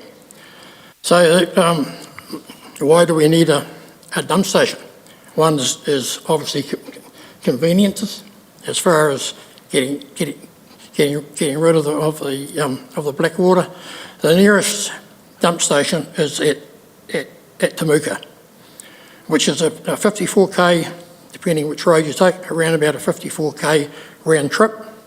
So it's about an hour at the shortest time over your day, depending if you get the dump station at Temuka, and it could be 4 or 5 other caravans or other campers there, so you've got to wait your turn and all that stuff. And instead of an hour, it could be 2 hours. How often do they have to go? Generally, I've got a mobile camper. I'm by myself, probably once every four and a half days. So the cassette's good for. If you've got two in your camper, it's just over 3 days. If you've got 3 or more in your camper, and there's a lot of campers during the holiday period come out, mum and dad and the kids, it can be every 3 days. So it's a lot of travel, or what we deem to be unnecessary travel if there was a dump station installed. The people with caravans are fine. They've got a vehicle that they tow their caravan with, so they can get on there and they go there. The people that have got mobile campers, you've got to pack everything up. If you've got your awning out, you've got to take that down. You've got to secure everything in your van. You've got to drive on, empty it, come back out, and set it up again. And a lot of the comments from that crowd that were there at Waitangi weekend, they would have stayed longer if there'd been a dump station there. But because they were filling up, they decided that we'll shift on and we'll go to the next camping ground. Where are we up to? Yeah. So with what we've gone through there now, we had another meeting with Timaru District Council and the property manager, and the property manager organised a meeting at the camping ground with Wright Tanks. Wright Tanks are a business in Geraldine that manufacture holding tanks, if you like, and holding tanks to suit the conditions. The manager of Wright Tanks took us through the process. His remarks to us were where he identified where the place to put holding tanks would be needed, and all he would need from the Timaru District Council is a work order to proceed, and there is no resource consent needed to install a dump station. The reason being that the holding tanks, there is no risk of any environmental concerns, because everything goes in the tank, and when the tank is due to be empty, the septic tank people come in, they pump it out, they take it away and come back, and that's it. There's no risk of contamination, and that's why he told us in no uncertain terms that there is no resource consent needed for that. All he would need is an order from the Timaru District Council to install the tanks. Did he say how much it was? Because everyone would love a work order from the Timaru District Council. Yeah. So what is? So that's coming up. So if I carry on, so I don't get confused. So after that, we had another meeting with the property manager, and Nigel was involved, and we talked through the process. And after we left the meeting, there were 3 of us at the meeting. We went away with a very positive outlook after the talk. But that was late August, early September last year. And what's happened since then? We have sent emails, but we've had no replies from the council whatsoever. And I apologise to Nigel and to the property manager. With Nigel, with elections coming up and everything like that, he's obviously a busy person, but we've received nothing back from the property manager. And it was also, I contacted Right Tanks in the new year, and they informed me that they'd sent Timaru District Council a plan and costings, but they had not heard back. The costings that he gave us is around the $40,000 mark. And for $40,000 you get two 12,000 litre tanks in the ground. So for a dump station, they can't be above ground, they need to be down so a camper can drive along beside and use a gravity feed to go into it, etc. And one of the main questions that we've always had from council, which is fair enough, is who is going to pay for this? So what we've gone through is that we have a letter from the Timaru District Council, I presume it's through the management plan, that the Timaru District Council has a maintenance fund in place for the camping ground, which is $10,000. We have support from the New Zealand Motorhome Association, and they are more than willing to help out financially towards the cost. And it's interesting, but Pleasant Point had a dump station at New Motor Camp installed. Excuse me, I'm getting dry. They had a dump station installed at the Pleasant Point Motor Camp last year, and the Motorhome Association supported the installation of that. So we've got that. We've got support from the hut holders, and we've also got support from campers.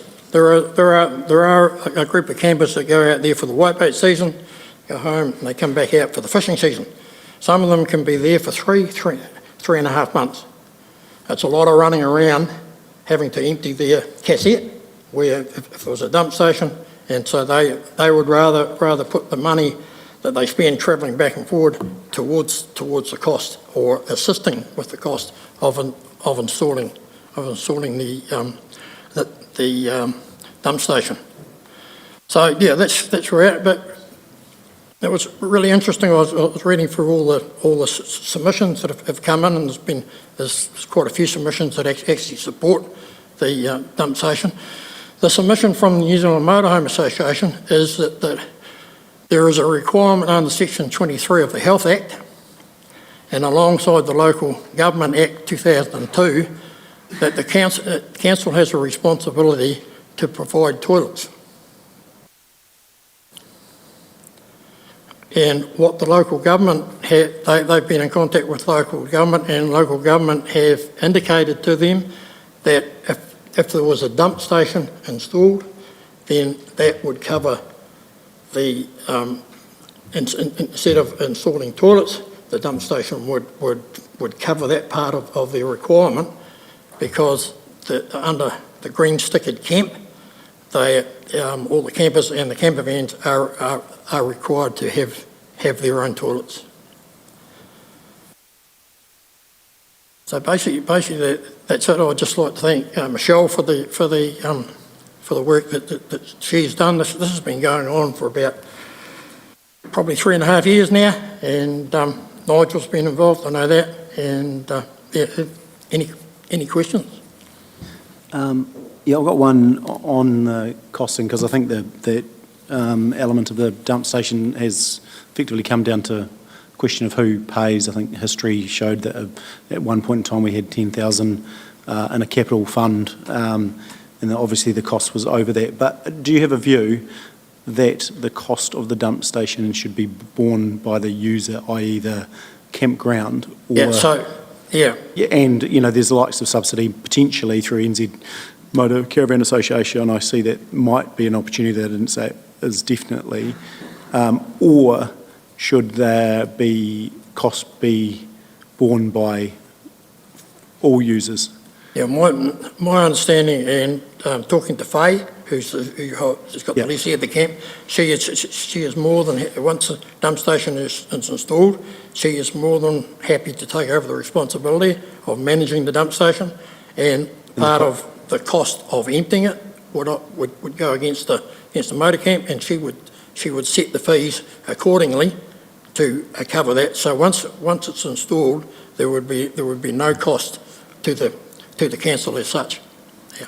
Yeah, for the operating costs, but what about the capital cost? We're talking about the overall cost. We're relying on, our suggestion is if there's a $10,000 sitting in the camp maintenance fund, there's been no maintenance done, so there should be money there. I don't know how much the Motorhome Association will supply, because part of their requirement is that the Timaru District Council would have to apply to the Motorhome Association to get assets to that money. We've got the hut holders are prepared to do it. Some of the campers are prepared to put money for it, and we as a group are prepared to go to the likes of pub charities, trusts, and those sort of people to try to arrange any shortfall. Yeah, that's good. Because I think previously when we looked at Motor Caravan Association for that site, they were interested in, because we went to them with Point, that site, and another one around investment, I think, and that they didn't look at that at the time. So that's good that they're interested. Yeah. Yeah. Motorhome Association is a very wealthy organisation. Yes. They aren't short of cash if you look at their budgets. Sorry, Michelle, did you have something? Thanks, Bob, for your submission. Just to clarify, the dump station, is that intended to go in the ground or above the ground? In the ground. Yeah, so I'm not convinced that Right Tanks have given you 100% correct information, because that area is in a site in significance to Māori that will require a land use consent or resource consent from this council, not an ECAM one for a septic tank, but from this council to install it. Which shouldn't be overly difficult, but it will require that consent. Yeah. The reason that we want it in the ground is that it becomes maintenance free. There's no electricity required. Yeah. If we put it above the ground, we've got to put in a pump station. Yeah. And the ultimate time, from information from Right Tanks, is that probably July, August.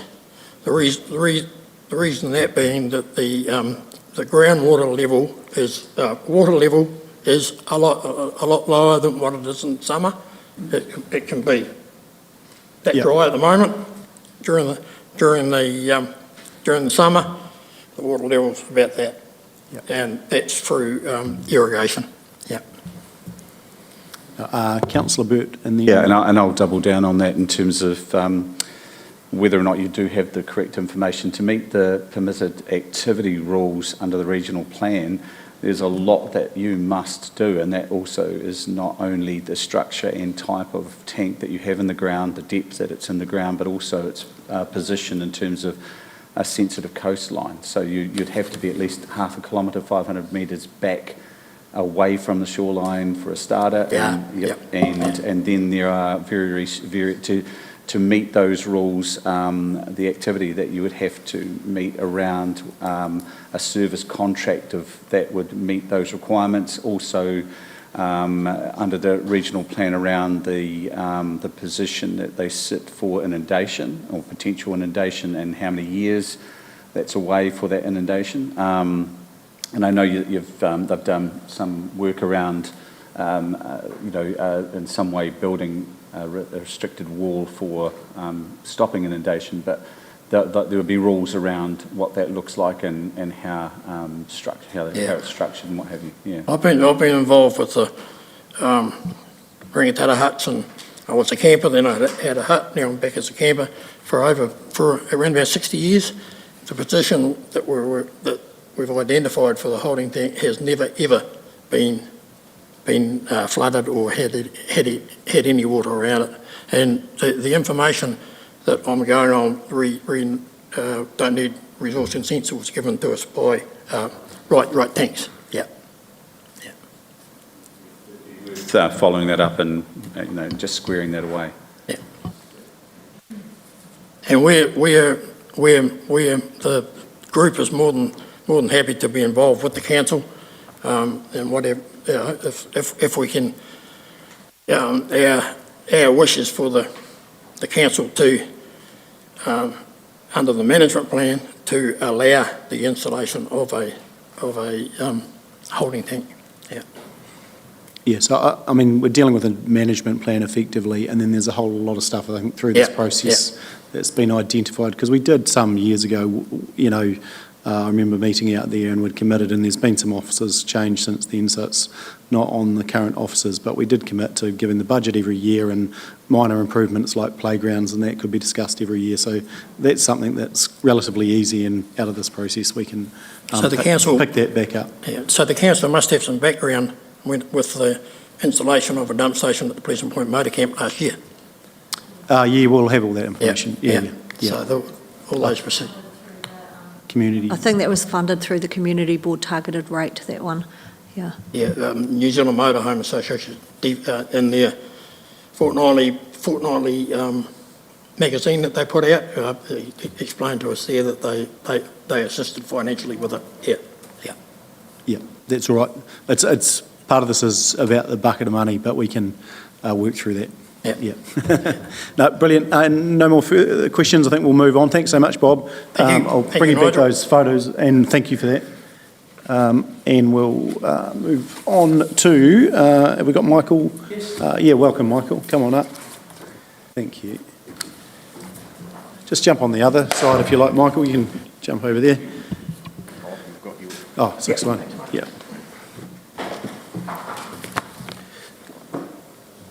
Thank you. Welcome. Right. Thank you all for listening to us. My submission, on behalf of my wife and myself, I'll read out the submission that I made. While the Reserve Management Plan is thorough on the history of the reserve, but as a reserve management plan for the future running of the reserve, it lacks transparency by the council, leaving out 7 of the main topics that are the heart of a resource management plan for the running of the reserve. Opening the river mouth. 2, creating the gutter along the frontage of the huts. 3, reconsidering rules for hazard lines. 4, permanent residency, lease tenure, financial disclosure, planning including emergency management. As we are hut lessees, are we paying indirectly for the cost of getting this resource management plan drawn up? If so, we are not getting value for our money. Our drinking water quality has been affected by the dairy farms adjacent to the reserve. The council, along with Environment Council, is also not being transparent, making available to the public weekly testing results of the water bores that are located near the well that our water is pumped. In summary of this South Rangitata Reserve Management Plan, the council has failed to address the 7 major topics that affect the successful running of the reserve. We agree to support the submission of the Rangitata Hut Holders Incorporated. Now, I worked for a local company for 35 years, manufacturing wool scouring and wool processing equipment, and was involved in manufacturing, installation and commissioning of multi-million-dollar plants in more than 20 countries worldwide. From the start of manufacturing to the installation to any warranty claims, there would have been a management plan in place covering all the processes of the project. To leave out some of the information regarding the different stages of the project would lead to failure and lack of confidence in the company by the customer. The other question I have in that regards to why we're not getting the test results of the water. Is something being hidden from us? We can probably, sorry, have you got more to go? Or? No, that's it. Oh, that's it? No, perfect. No, and I appreciate your layout too, because it's nice just to work through the topics. I'm just going to ask Mr. Leicester, in regard to the testing, we wouldn't normally send every resident all water testing, quality testing data across the entire district that's regular goes to Te Mata Arawai, the water quality regulator. It's all publicly available on their website. So everything through the whole district goes up there. There's different parameters that are collected weekly. That's normally chlorine data about residual in the network. The others for nitrates, etc., that's on a less frequent, but they're all reported up to the national regulator and it's made publicly available for the entire country. Yeah, so there wouldn't be anyone that would send direct water results to, but it is available through that regulator, Te Mata Arawai, so that's an easy enough search. I would expect I'll do it myself after this to make sure it's relatively easy. But any further questions, team, for Michael? Just following up those questions, Nigel, why haven't we addressed those issues? Because I thought some of them would be... Which ones specifically are you? 7 issues that I raised that are left out of the management plan. They're not included. Yeah, so I think that's for us to work through in this. So the question on permanent residency, because we've had a submission previously around the, sort of, it's currently maybe 30%, but 10% you need someone. So do you have a view on permanent residency? Is that a... My views on the permanent residency are you've got no way of controlling the permanent residencies, so those that do choose to live there permanent, and we are going to see more and more people move into the likes of the reserves where it's cheap to live, cheap accommodation. They can sell a $1 million house in Auckland and come down and buy a relatively nice batch at the Rangitata for $250,000, and that leaves them a lot of money to live on. So those that do become permanent residents should all pay the permanent residency lease, not left up to the hut holders that are using it as a holiday home or a holiday batch and paying a smaller lease but covering with their lease the ones that are not paying the full lease. Yeah. Do you have a view on capping of numbers of permanent? I don't have a view on capping the numbers. I think over time we're going to see more and more people move there, and it's a hard one to cap. I think we're better to acknowledge that people are going to come there and live permanently, and by acknowledging that they are allowed to live there, providing they pay the higher lease. It's actually probably more difficult for those with paying the rates for the 6 months. That's probably more difficult to manage than the permanents. The permanents, they're permanents, they're there. Well, there are a lot of permanents there that are not paying the higher lease. Yeah, but that can be fixed quicker than the other. Yeah, so fairness and... Well, yeah. The thing would be you would leave the rates for the non-permanents as they are, which are governed each year when you set the lease, and the lease set rate for the permanents. Yeah. No, that's cool. Opening the river mouth, that's obviously ECAN, and I assume there's a direct relationship with users out there in Environment Canterbury in that regard, is there? I do believe there was a fund set up that the hut holders contributed to the opening of the mouth that was paid into the council through their lease. Yeah, that's, I have worked through this before, but I think that was some historic thing. I don't think the money ever came from one to another. I don't know, there's some historic thing on, yeah. No, it doesn't actually. The money doesn't exist, does it? No. And so I think it existed at some point. Yeah, I think what it was, I think at a year in time, there was money meant to be put aside, but it was never carried on. And years in and year out. So it fell off effectively. So it was just an all-inclusive rate, is my understanding. Yeah. So there's no magic pocket of money, unfortunately. I was going to say, I think that money comes from rate payers who pay the specific river rate, which obviously the hut holders don't. And they have a committee that meets and talks about, you know, how that money's going to be spent. And I think the hut holders have been included in that committee in recent times. But I don't believe they actually contribute to the No, I pot of doubt money. they do. It would be the rating, no, Because they don't pay rates. because they don't paying rates, which is they're not, yeah. Can I ask a question that, again, the Mayor asked about whether we should cap the number of permanent residents or not. Obviously there was a history there that it was only for 6 months for the fishing season or whatever, and probably the buildings then were probably a lot more substandard. Should the whole thing be unregulated and everyone just pays the full amount and do what you want with your badge?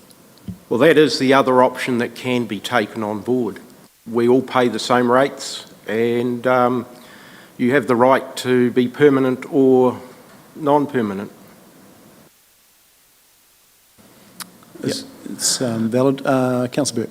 Well, obviously the key is that looking forward, and the information we're hearing here is that a lot more people are going to choose that option.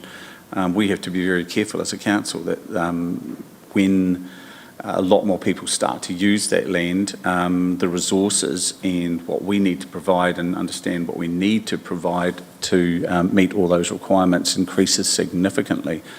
You know, what is our long-term plan for that? And so therefore we do need to know and we do need to gauge it. No, that's the challenge. Yeah, what are you building? It's you know, it's a long way from, you know, fire. It's been addressed from other services, police, and so affordable housing, yes, but affordable housing can come with challenges. So yeah, it needs to be stepped through. Any further questions for Michael? Yeah, Councillor Just quickly, thank you, Michael, for your submission. So just so I'm clear, when it comes to, you say there's going to be more people coming there, cost of living pressures, that sort of stuff, but is it a finite amount of reserve land out there that can be used? The number of huts or batches that are currently there cannot be increased in numbers. So then technically we can only see so many people moving there then, can't we? There's going to be a cap regardless. There's a cap on the number of batches there, I think of 113. Oh yeah. So that is the cap. There is no further developments of batches. If a batch burns down or is deemed that they want to old and knock it down and rebuild, yes, they certainly can do that, but they can't increase the number of batches. Awesome. Thank you. Any further questions? Otherwise, no, appreciate that. Thank you so much. Really good submission. Thank you for listening to me. No, that's all right. No problem at all. So, team, I might move that now, right? We just have to move, team, just as far as process that we go over the 2-hour mark without a break. So I'm going to move that from the chair, Councillor Jackson. Able to second that, put the motion. All those in favour, please say aye. So what we'll do is we'll go now to these resolutions, which, where are we? On page 74, and we'll tidy this one up before we have a break. So resolutions are pretty much receive a note.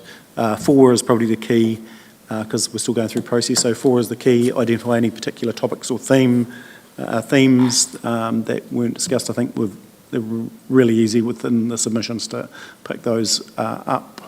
So so is everyone comfortable with what's been discussed and what's in there?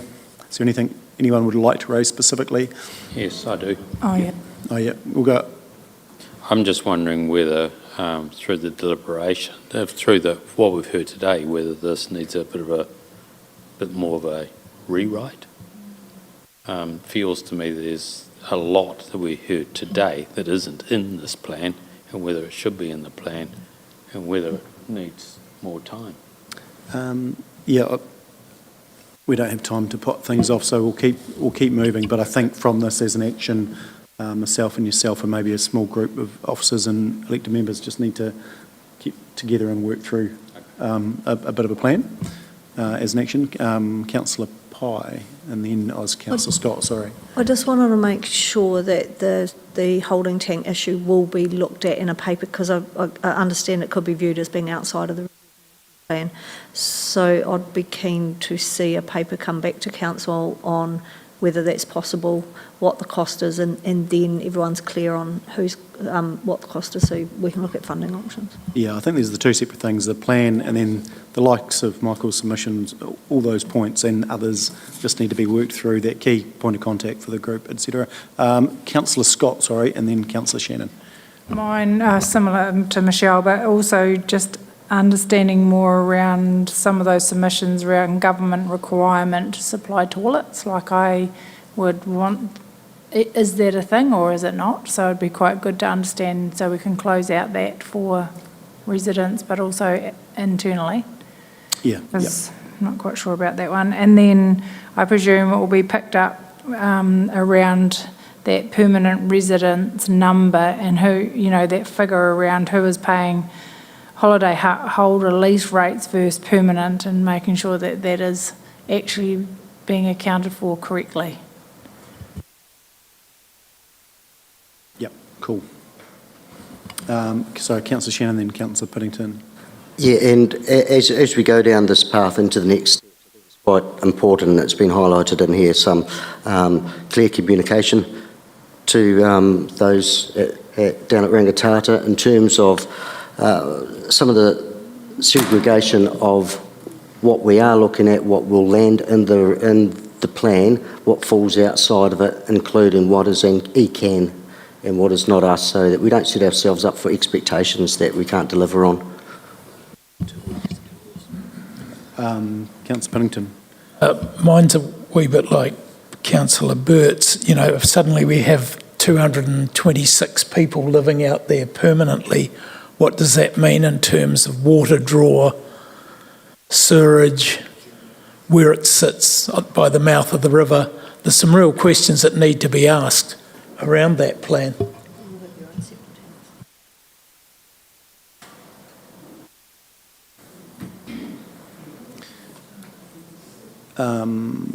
We're just looking at whether we should bump it a month to the June meeting, just so we get enough time, because by the time agendas need to run, we're only a couple of weeks away from that, so we might just grab that date to make that change if you're comfortable. 30th of June? Alrighty, could you make that amendment to the 30th of June as far as the recommendations? Thank you. So if you go back to the recommendations, is everyone relatively comfortable with that change of date? Councillor Pye, you happy to move? Seconder? Yeah, Councillor Burt. Any further discussion? The motion, all those in favour, please say aye. Against, carried. No, that's it for now. Thank you, all of those people involved out there and the passion for that wonderful area. And we may, is there anyone that hasn't been to the huts of recently? Yeah, otherwise mostly, so okay, no, that's cool. We might just try and get you out there at some point.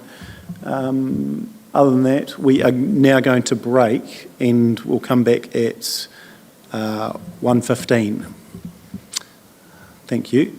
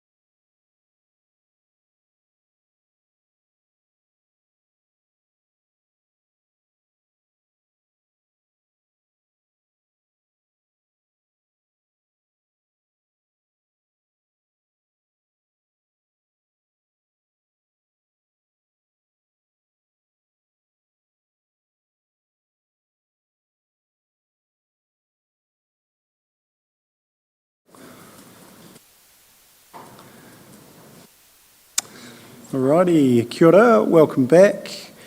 Move now to 8.4, that is on page 118. So we've got release of PX items. So is the Building Consent Authority and the Directors and Trustees Appointment Committee. Can I have a move for that? Thank you, Councillor Shannon. Seconder, yeah, Councillor Pye. I'll put the motion. All those in favour, please say aye.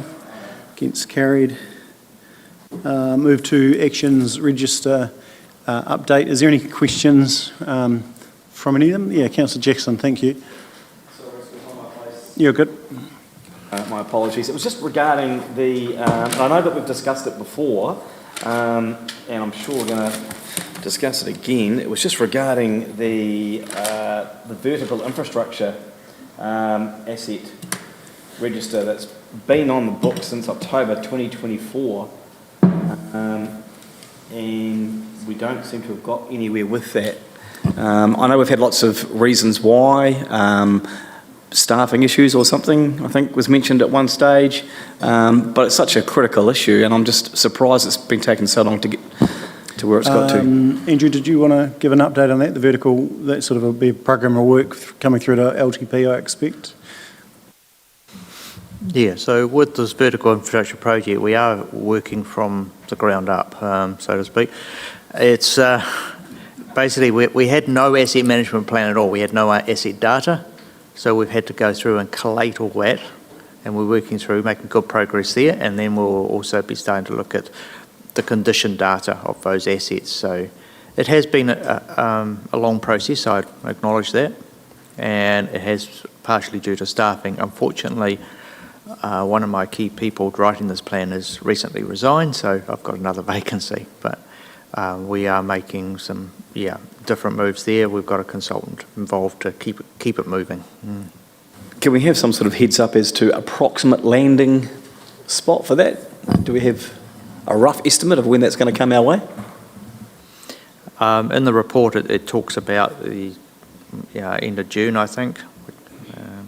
So we're still aiming for that. It's really, it's an important document that will feed into the long-term plan.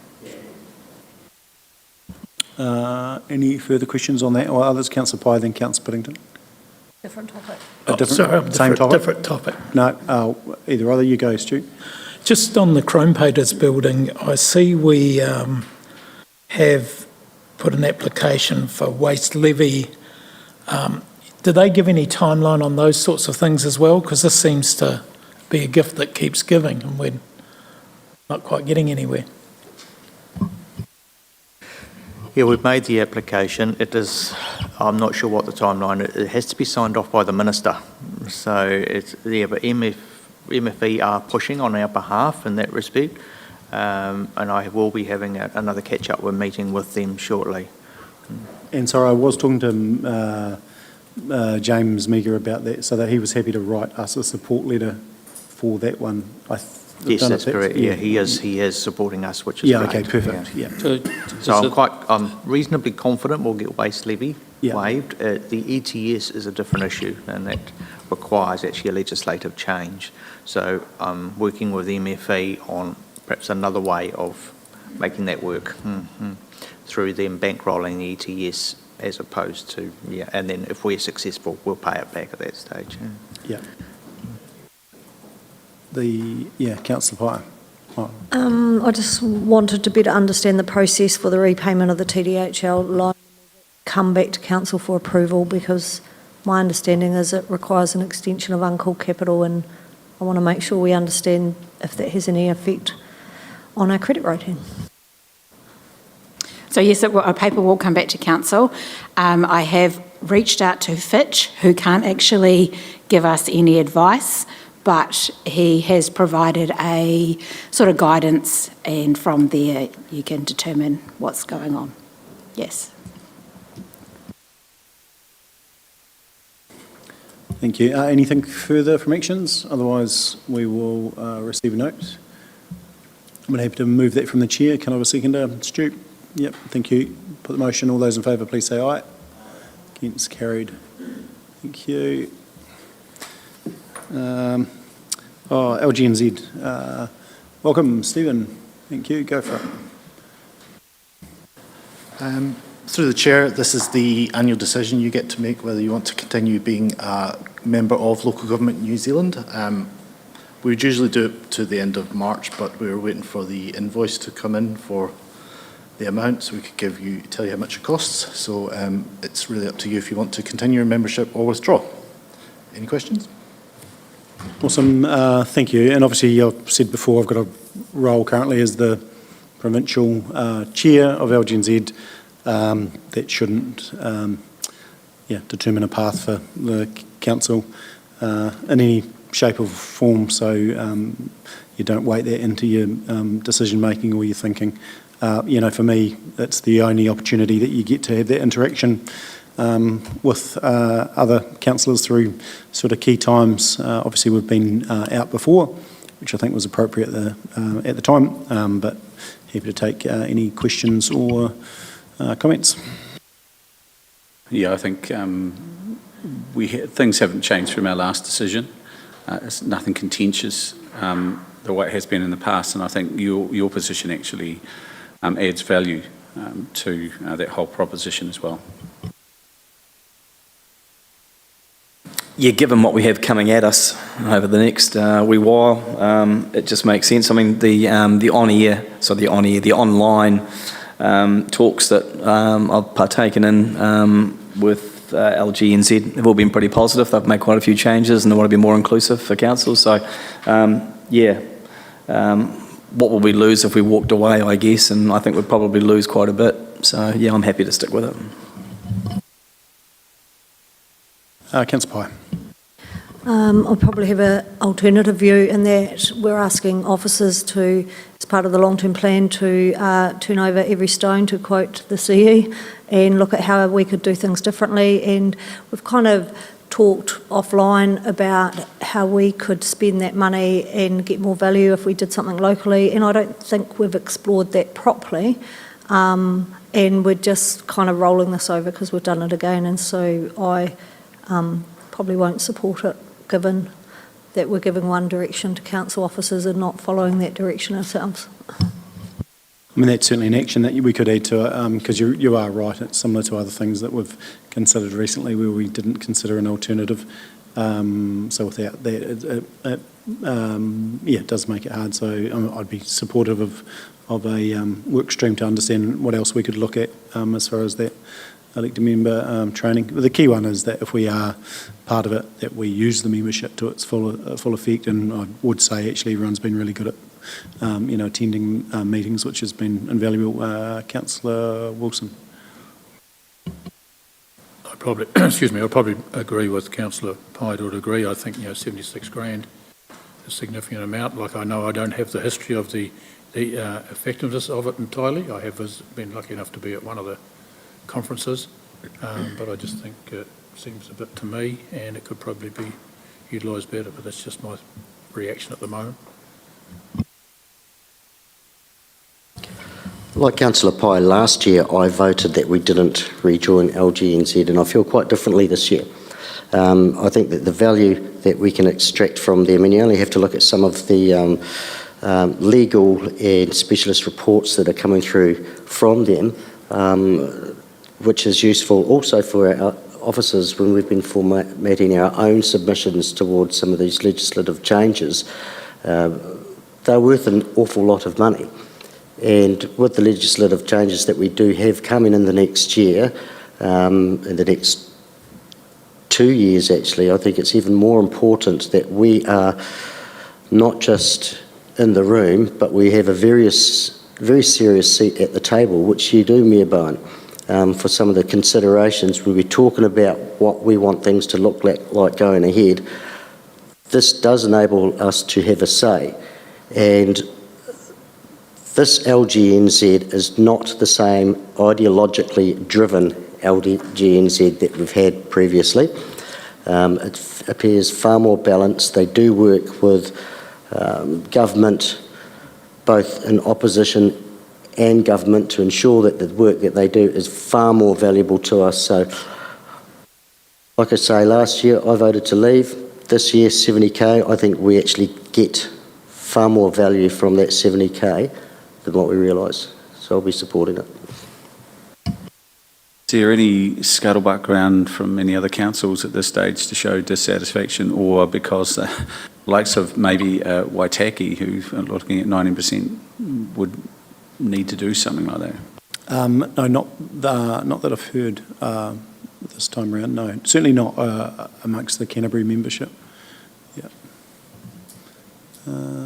Councillor Thomas. I will be supporting this. I think that my relatively short-term interactions with LGNZ has been very positive. I've learned a lot. They have a lot of education and support programs to support councillors and I think our council. The other thing I would point out is that they are a national voice. They may not have everybody around that table as a member from across the country, but they are a national voice. And with so much change going on around local government and resource management, I think it's important that there is that national voice rather than just the individual voices of various councils. Thank you. Anyone else? Otherwise, I'll ask for a move and a seconder. Yeah, happy to move. Councillor Jackson, seconder. Councillor Thomas. Yep. No further discussion. I will put the motion. All those in favour, please say aye. Against? Yep. Turn that noted. Yep. Councillor Pye. Awesome. Thank you very much. I need my glasses. Community Funding Subcommittee recommendations. Welcome, Naomi. Go for it. Good afternoon, everyone. So I will take the report as read through you, Mr. Chair, and happy to take any questions. Great, thank you. Look, new team, chaired by Councillor Jackson. Well done on your first time. I think just what was interesting was that there were about $280,000 for about 55,000 to give out. So well and truly oversubscribed. So might point to some of the challenges out there at the moment. But yeah, I'm happy to move that we accept the recommendation. If there's no further discussion, happy to. Someone like to second that? Councillor Harper, happy to second that? Yep. Yep. Perfect. I really love the emotion. If there's no further discussion, I'll put the motion. All those in favour, please say aye. Against, carried. Thank you. Nice work. Thanks, Naomi and Stephen. Naomi's already gone. Okay, Temuka Stadium upgrade. Diane, welcome. And Andrew. This is on page 141.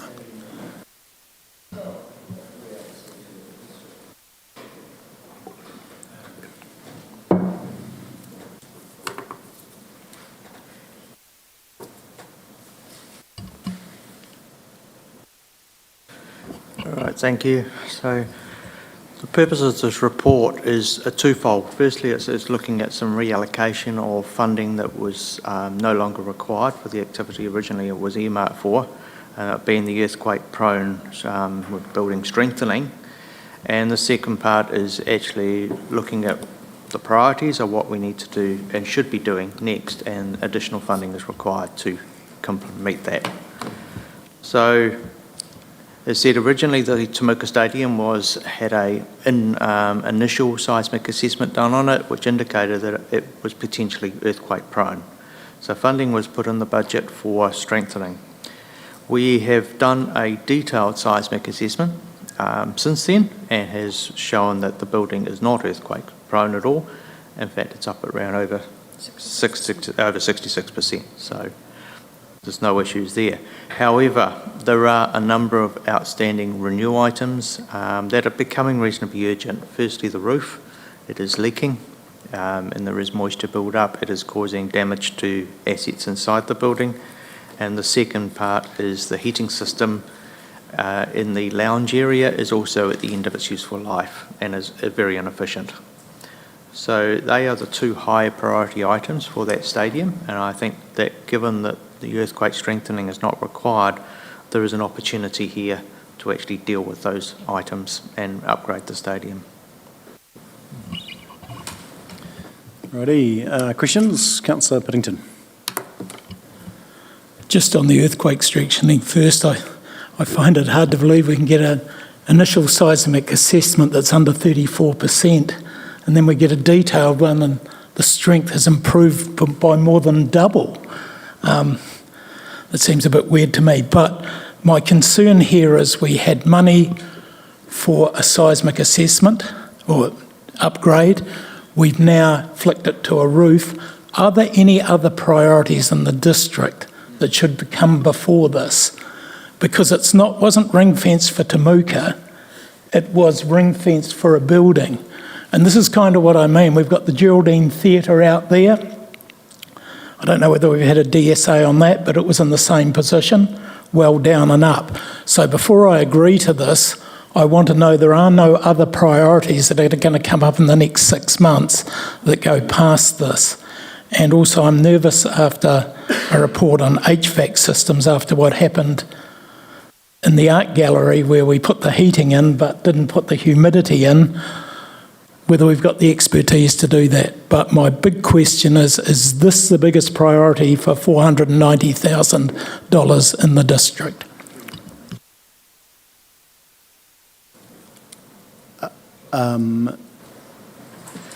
It's hard to answer that question. There are other priorities around in the district, yeah. But for Temuka, it is definitely the highest priority.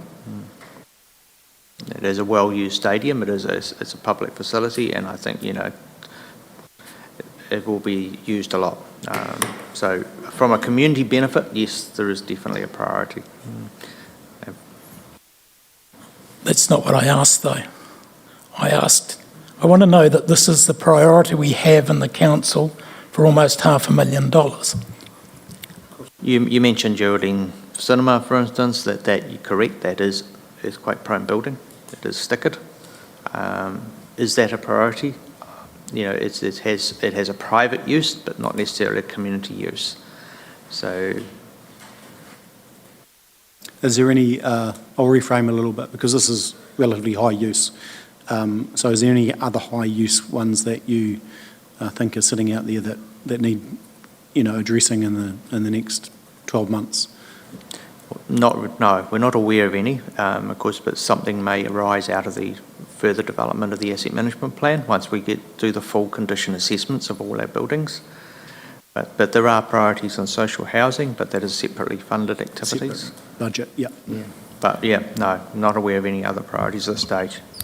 And also we're getting CRMs come through, especially over the winter, where the condensation is coming in and it's ending up on the floor. So it's becoming a health and safety issue for the water ingress. Councillor Jackson.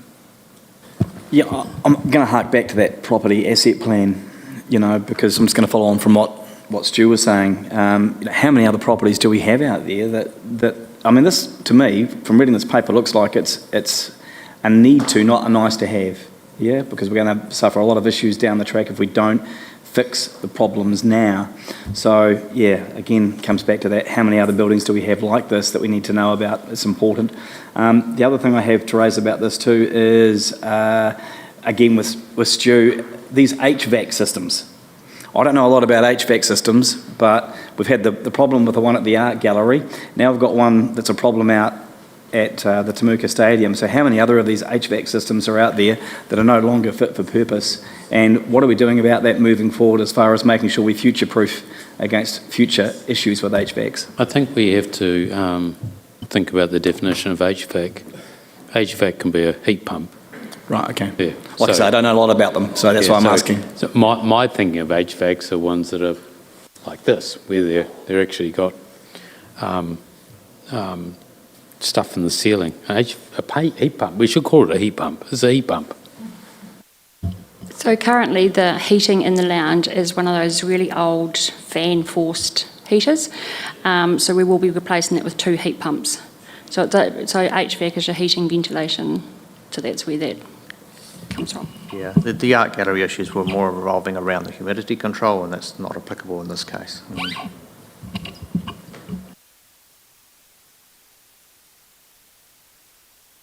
Thank you. I've got 4 or 5 questions to just around the paper. The roof, you've identified quite a few issues, whether it's flashing failures, deteriorated fixings, rust, thinning roof areas, etc. This would usually sort of mean that the roof cladding may not be the only issue. So my question is, if damage is found once cladding is removed, what budget provision exists? Because I would suggest there's going to be a lot more issues once that's removed.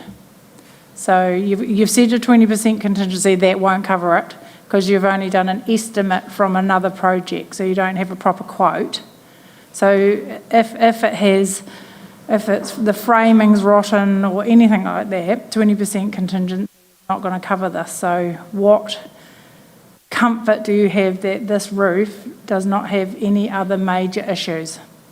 So we've had, I've got a quote here from Dan Cosgrove. That's the only quote I have at the moment. We are waiting on another quote to come through. So initially it was estimated, but now we do have a set quote from Dan Cosgrove. Rightio. And did they do an investigation at the time? Yep, they went on site. Okay, perfect. Just around the 2 heat pumps for the lounge. My question before I knew it was going to be 2 heat pumps is obviously, is there any electrical upgrades that will be required? Because if it's an old system now, have you looked into the electrical upgrades required? No, that hasn't. That's just come from Gavin Lowe. Yeah. Given they're probably more in the domestic heat pump line, I would doubt if there's any electrical upgrades required. Yeah, I bet it needs to. The stadium should have plenty of power there. Oh yeah, sorry, Pete's chapping in the ear here. Sorry, Andrew, can you say that basically, again? the heat pumps proposed are more of a domestic type standard, so it's very unlikely that any electrical upgrade will be required. Okay, so there's no switchboard upgrades or anything required in this old building? I can't. Hasn't been identified. Okay, perfect. The project management of this project, who will be carrying this out? So that'll be our projects officer. Okay, and will that move to projects and procurement afterwards, just to the value of it, and make sure that we see it from the start to the end? Because whilst it may seem basic, we would not like to see this fail. Yeah, no, it would follow TDC policies. Okay, and sorry, just one last question. All the reports that have been done, is that been funded from the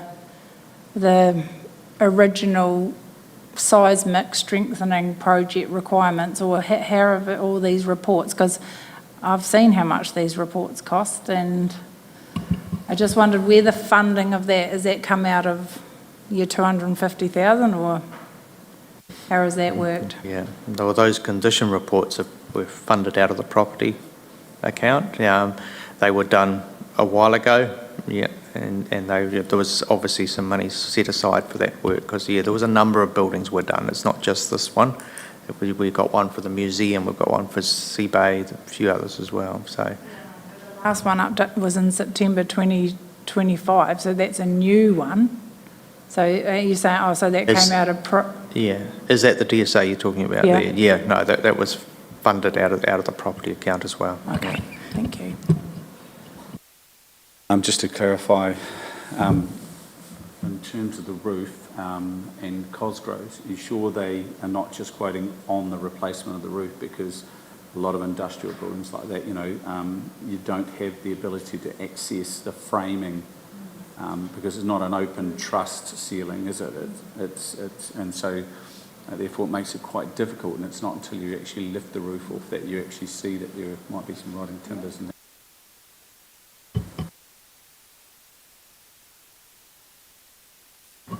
So what they haven't made an allowance for is the fascias, the wall claddings, removal and replace electrical wires or appliances, any other roofs or walls, no timber or steel work, and no allowance for safety fencing. So,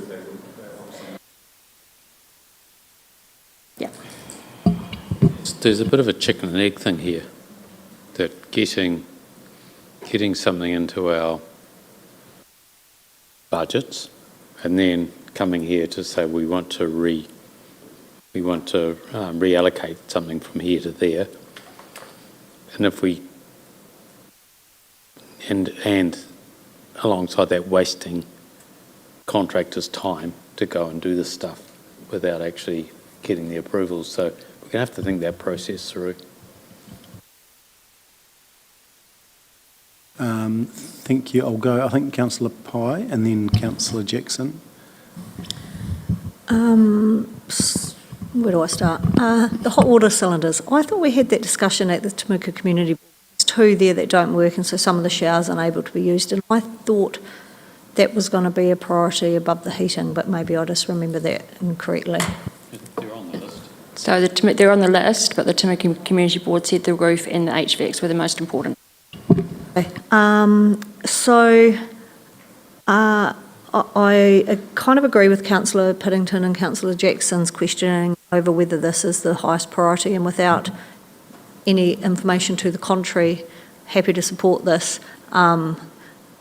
given the need for it, because at the drop-in centre last week we had this issue raised quite a number of times.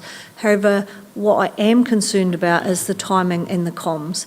And so if this is going to get pulled back into the 26 budget, that's kind of inferring that the work will be done by the end of June or July. I always forget which is our balance sheet, June. And if you have a look at the booking sheet, that is fully booked, and Otahuhu College have got their whole gym out of action at the moment. And whilst I think this is priority work and needs to be done, it needs to be done at the right time, which I would suggest the middle of winter is not. And I think we need a better comms plan with the community around it. At the moment, my understanding is there's an auto reply that says we're going to be doing it at some time. And so I think we need to be a bit clearer and give the community a bit more warning about that than all of a sudden coming out next week and going, all those bookings are cancelled. So supportive, but maybe in October, November, which therefore wouldn't support the resolution to reallocate in this budget, would need to push it into next. Yeah, my follow-up question was around timing and disruption as well, but just to satisfy my curiosity, I'm just interested to find out how 2 fixed basketball hoops are a health and safety risk. How does that work? So the two basketball hoops, they get wound up by a wire, and what's happening is the handle or something is releasing, and so they're just falling. They're falling down, so that's how it's turned into a health and safety. We actually had the same at the Orangi Stadium. Yeah, there was issues there again, was because it was hand wound, hand cranked. Yeah, it was a risk. Alrighty, anyone else that didn't? So what's the general consensus as far as movement? Look, I myself think this is well overdue, some of the work that needs to go on here, and I wouldn't like to hold it up, taking into account working that through with the community. So not all, have we looked at the calendar and how that would affect, and is it closed as such, or? I haven't looked at the calendar. Yeah, so there needs to be some work done on that. So what do you want to do, team? Do you want to approve in principle subject to, or approve subject to, or do you require more information? I'm okay, personally I'm okay signing it off and letting the officers go away and get the work done. I actually don't see how you're physically going to get this done by the time you get your quotes finalised, get it booked in, how it's going to be done in this budget year anyway. So I'm happy to approve the reallocating. I'm just not sure what year it's going to land in, and happy to approve getting the work done, but we need to talk to the community. Yeah, so maybe do you want to add through, just so we've got it on record as 3 officers to liaise with community members on timing around because it's around the use of the two. Yeah, go for it, yeah. I was just going to add one other thing, because my understanding is carry forwards have to come back to this council, and the worst position would be when this council then doesn't support the carry forward of the budget. So how do we cover that off? Yeah.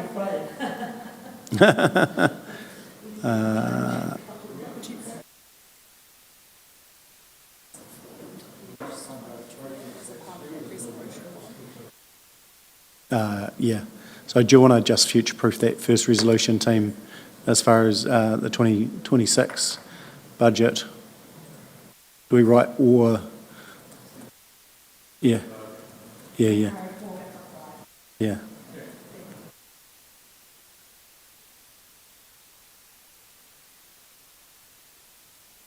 For EQC, yep.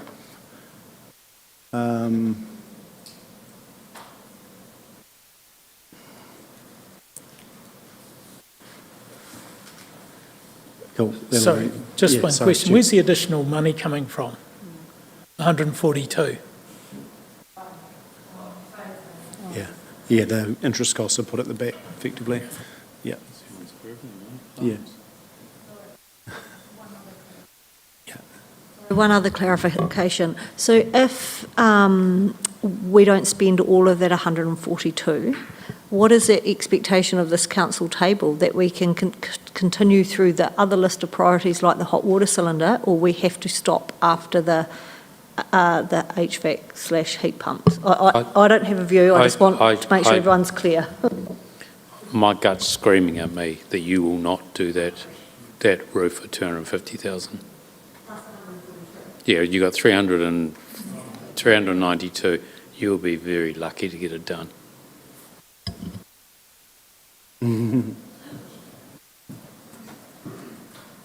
Cool. Okay, so we comfortable with those? Happy to move based on those resolutions, and Councillor Wilson seconded it? Yeah. Noting those problems and also noting the point around further work that'll come to us on asset management planning instead of through the LTP, which was always, we are actually on track for that, because that work that we did on some of those assessment and stuff was always meant to come back through to this. LTP, but obviously there's a wee bit of work to go there. So I've got a mover and a seconder. Any further discussion? No. I'll put the motion. All those in favour, please say aye. Against? Oh, sorry. Against? Yeah, carried. Getting confused myself. That's all right. Okay, we are now LTP. Welcome, Stephen, and that is on page 170, and this is around the development decision timeline endorsement. Take it away, team. Thank you, and through the chair. So as noted in this report, the purpose is to, socialise and discuss the proposed development and decision timeline for LTP 27. A few of the eagle-eyed councillors over the weekend picked up that the dates in paragraph 10, specifically 10.2 onwards, should read 2027, not 2026. It would be great if we had some of these things ticked off already, but that is not the case. So another couple of things to note, that the planned meetings and workshops have been utilised where possible, but I have put in a provision for additional Monday workshops in August, September and October to facilitate more time for activity reviews. Councillors have been pretty clear that you want to look under every rock, so we'll need sufficient time to look under every rock. The dates for 2027, I have assumed will follow the same pattern, noting that the meeting dates calendar for next year hasn't actually been developed or adopted yet, so those could change depending on what happens with council meeting dates. And given the current environment with reform, we may need to deviate, pivot, change tact along the way, but we'll hope this is a plan that can be followed reasonably closely to get us over the line. Happy to take questions. Can I just add something there? While these timelines look fantastic on paper and on 171, 9th of February to 19th of March 27, audit of consultation document underlying information. That is going to be a hard ask to get that done, because not only do we have to look at everything that we do in council, we've also got to make sure that the water service organisation is well and truly on its way, because we're going to have to understand what it looks like so that we can understand what council minus water looks like. And time's ticking fast on all of this. And when you look at doing the business as usual and all the demands that we put on us from all sorts of requests for minor things that take up time, we're going to have to think hard about getting this work done. Councillor Pye. I guess my question is, given our frustration with the last process, how do we ensure that we're on track and have some accountability around deadlines?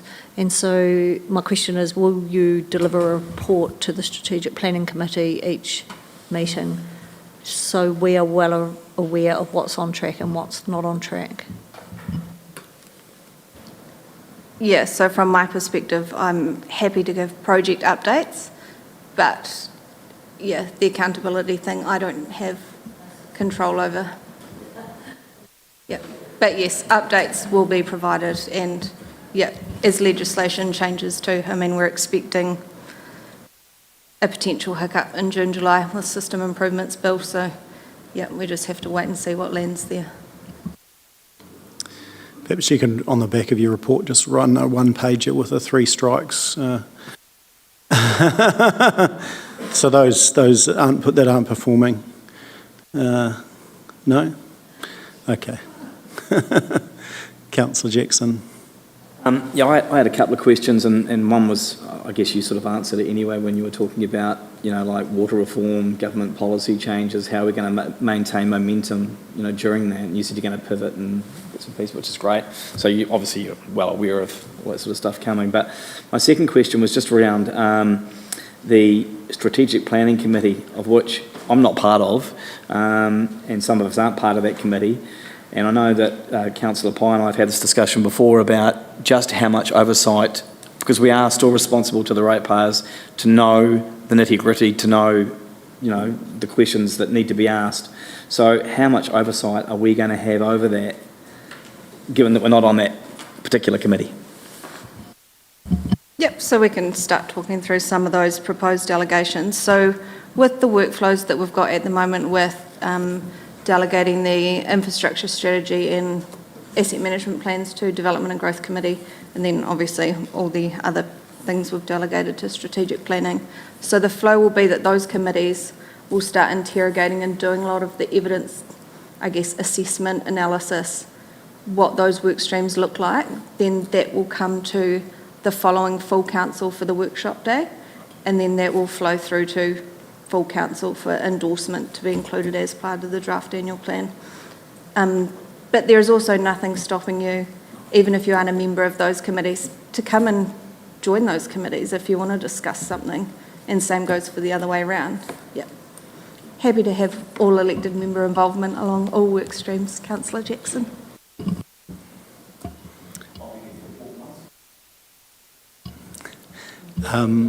Any further questions? Otherwise, I think we can move this along. It's pretty well covered. I'll just say one other thing. I happened to go to Sydney in the weekend, and I watched a movie on the way called Chasing Great, which was Richie McCaw, and we've, as an executive team, we're going to have to be great to get this done. So we've got a workshop going on the 7th of May, and that's going to have to be the start of this to make sure that we, as an SLT, can get our mind into the game to actually get this delivered, because I think we're up against it, And we've really got to think hard about how do we make sure that we are on the game and we are actually thinking hard about this and making sure that if stuff is coming at us that actually doesn't make a difference, we're going to have to push it back.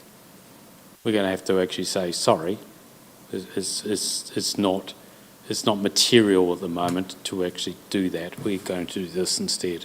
So I'm just letting you know that we really have to put our best game forward here. Some movie homework for SLT as well. Councillor Shannon. Yeah, agreed. I don't think anybody has any misunderstanding of the sheer scale of what we're doing here. But where it starts is actually having this decision path, timeline, and the work streams. And once we have that, then we can move forward to the point where we can make these decisions. So to me, this is exactly what we need. Well done. Happy to move the recommendations. Runway before takeoff. Have a second. So I think you've got a mover and a seconder. Any further questions, comments? Everyone's got full understanding. I think it's up to us and SLT to make this all work. No pressure on all of us. And some departments are ready. Some departments actually have got their stuff sorted and they can come early for some conversation and thinking from the governors, the councillors. Awesome. So I've got a mover and a seconder. I will now put the motion. All those in favour, please say aye. Against? Carried. Awesome. Thank you. Thank you, team. Then we go to budget reallocation, which is connected as well on 177. Take us away, Steph. Thank you, and through the chair.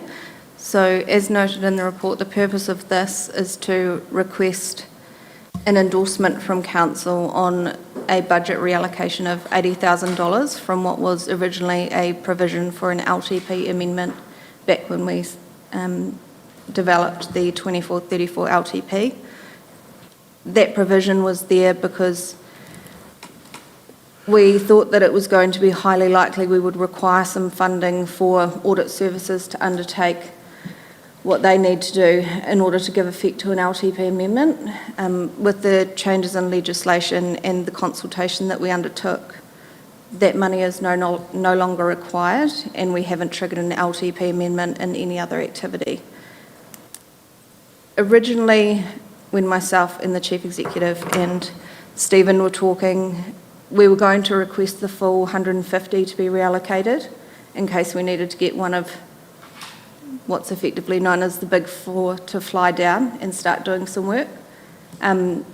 We have found two other smaller providers who we've had initial conversations with, one local, one is not. So through further discussion, we decided to reduce the request initially to $80,000.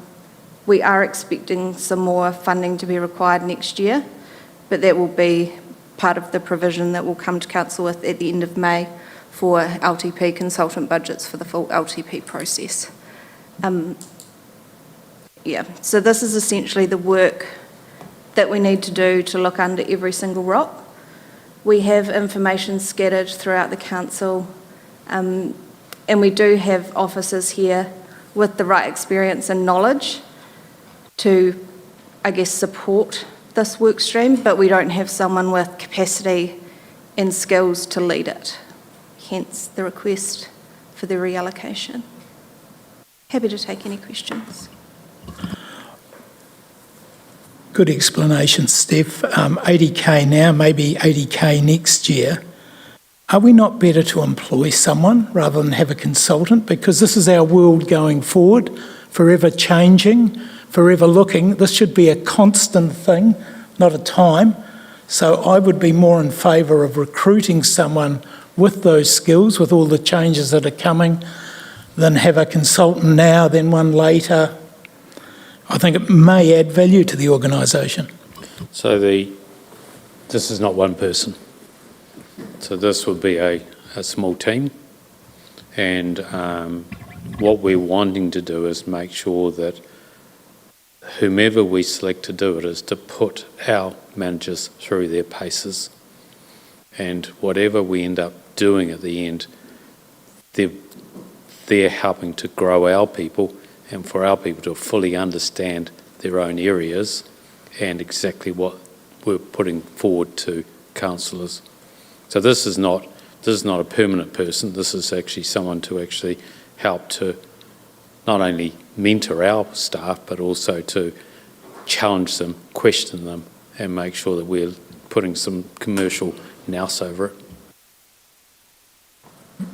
Well, I hope your process is rigorous, because I've been largely disappointed with consultants' reports of late that we've paid a lot of money for and haven't advanced this organisation in any way. And I don't anticipate you'll be getting a consultant's report. You'll be getting a report coming from all of us that actually gives you the best documents that you can pick up and actually look at and go, that's the option we're going for. And it'll be multiple options. And here are the options for each different department, and this is where you can head. Now, you were going to say something. Sorry, yeah, I was just waiting for you to. The output of this one's quite tangible as well. It's about that reset of the baseline, so we know exactly how much everything costs, exactly what everyone's doing, and then it allows you to have a really clear picture going into the LTP process that you can make proper judgments on. I think a lot of the problems of the last process is that there wasn't around the table a full understanding of the costs, that there was lots of pockets of information, as Ms Ford said there, but there wasn't that sort of whole of council view. And this is what that will give you. And the work they'll be doing is quite straightforward, but it's about bringing that independent view in and really challenging people to get all the information out of them. I thought that's what we had a CEO for. I do get pushed back on at times. Councillor Thomas and Councillor Jackson. Yeah, so my understanding also is, as a result of this, that is going to give us a much clearer understanding of what is going to go out of this organisation into the water services. Is that correct? Yeah. Yeah, so what unpacking all these activities and services will identify is what touch points, I guess, council activities that aren't specifically water or wastewater have with those activities, so that we have full workflow knowledge. Then what we'll be able to do is understand what workforce needs to either transition or be created to enable the water organisation to actually function.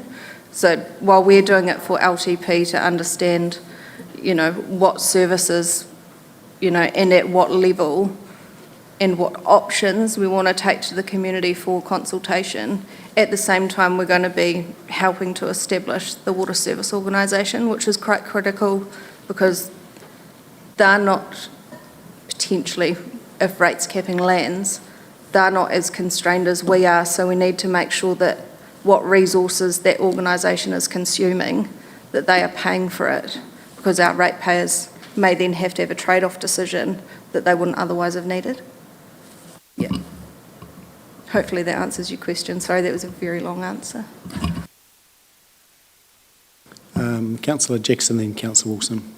Look, it seems to me like it's a bit of a health check, isn't it? It's a council health check, which is a good thing. I just think we're going to maybe struggle to sell that to the public, who are going to ask the question, well, why don't we have the internal capacity to do it? So how's that success going to be measured so that ratepayers can see the value in what we're doing? I think from a ratepayer perspective, we'll end up with, well, my view and my hope is that we end up with an output that is something like a service catalogue, so that when we go out for consultation with LTP, it's, this is what this service costs at this level. If you want to reduce that level of service, then this is potentially what you would save in rates as a percentage, or if you want to increase it, then this is what that would look like. A few councils have done it that way in the past, and it's quite beneficial to go out with, this is the absolute baseline. If you want to receive this level of service, this is what the rates impact would be. So it helps to build that evidence base to make sure we can have really informed conversations with the community. I think partly too, for me, it's where do you go to get a health check? You normally go to the doctor. I mean, I could ask you out there in the lounge, OJ, you think I'm looking all right? And you might give me the appropriate answer that I'm after, but it's what's appropriate. And this sort of ties to me a little bit, the work stream that we haven't sort of talked about, but actually what, with reform, has some commonalities in my view, what's out that could be coming in as far as, potential amalgamations, unitary, that sort of stuff. So I think there's all that aspect. And if you look at that, you probably don't necessarily want that coming just from officers. You want to sense check it with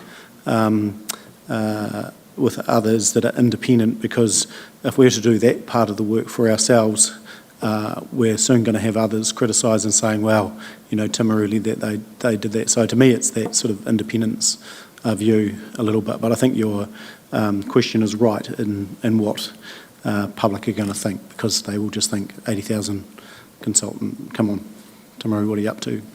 I think we're with Councillor Wilson next, and then maybe over here, if there's any further. I'll help the public. I think in 14 months' time, when water disappears from here, we're going to have a very, very different organisation here at Council. And one thing, I'd be reluctant to employ anyone else at the moment. I think the CE made a good point that by employing someone in this role, you're bringing in a small group. This is not one person contributing. And so I think a lot of changes are going to take place. And like, as I said, in 14 months' time, we're going to look at a different one, and there'll be people that will be underutilised. There'll be people that probably won't have the same role leading out beyond that. So a huge change coming up. Like when you take water out, this looks vastly different. And don't underestimate that. And also, the SLT team have a lot of work going on this year that I'm sure is a lot more than normal. It has to be. So, I'm not having I'm just saying I think we need to understand that, and we need to respect them for that. And on that basis, I trust this recommendation, and I'd like to move its approval. Perfect. Well articulated. Councillor Burt, happy to second. Any further questions before we go to the motion? No, I'll put the motion. So I'll just double check. Yep. All those in favour, please say aye. Against? Carried. Awesome. Thank you. We are now welcome from the team from Egantai. We are draft policy for the Art Gallery Collection 182. Welcome, everyone.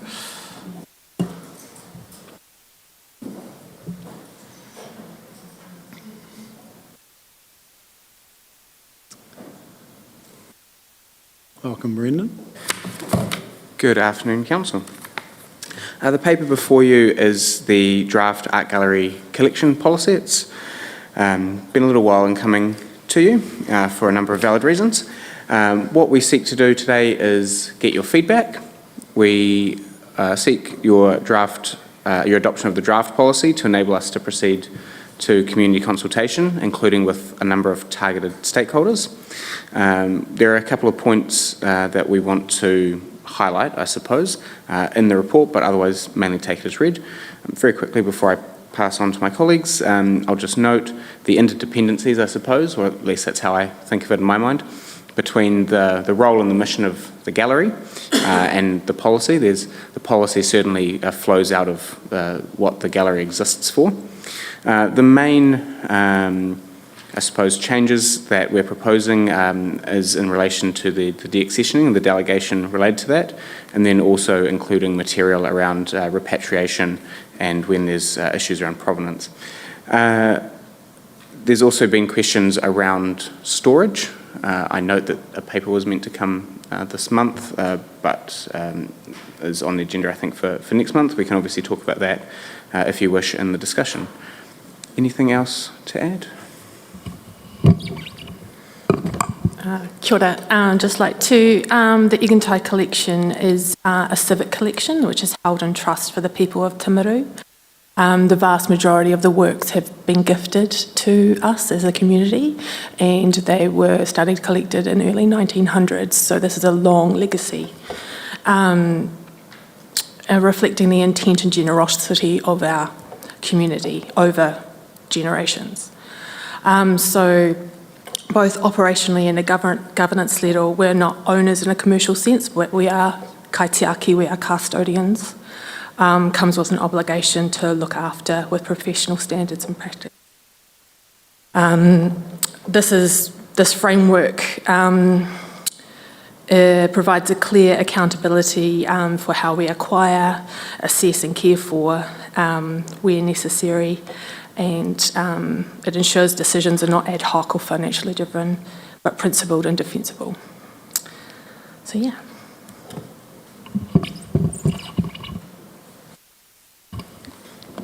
Petrina, anything to add? Trina, did you want to add? No? Okay. I'm very happy to take questions or discuss any point. Thank you. Thank you. Questions? Who's up? Councillor Puddington. Love the art gallery, love our collection, but I am concerned in the last, whatever it is, 7 years, we've had 518 works to the gallery, one out. Do you have any idea how many we have said no to? Because there is a financial cost involved in storing 500 works, because ever since I've been in the council, 7 years, we've been told there's not enough storage, yet how do we balance, where does that balance come in? And do we in the collection have two artworks that are reasonably similar by the same artist? And reading this, we can just about never get rid of them. So there are some financial concerns around that. I think we are not a short-term asset. We are more something that's treated as a financial lever. So I think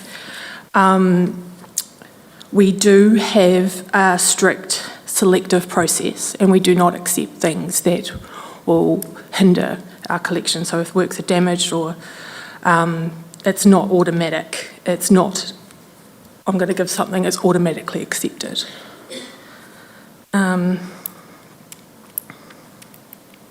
Sorry. Carol, on that point, if someone's bequesting, 50 artworks or, whatever, do you look at some of those and go, well, yeah, that fits, but that doesn't, and you actually only take part of the collection, or is that a no-no? Yeah, so the policy allows us to be selective and responsible, and it's managed, it's not automatic that things come into the collection. In a practical sense, though, the likes of these ones sitting in front of us, let's go to the latest and, let's go to the 99. I assume that was that one or a couple that in 2024. Would we have gone through and said, oh no, we're going to accept part of that but not other parts of it, or we're likely more to accept the entire bequest, I assume?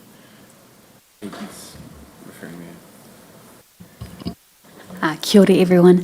I'm pretty sure that was a particular couple that were collectors.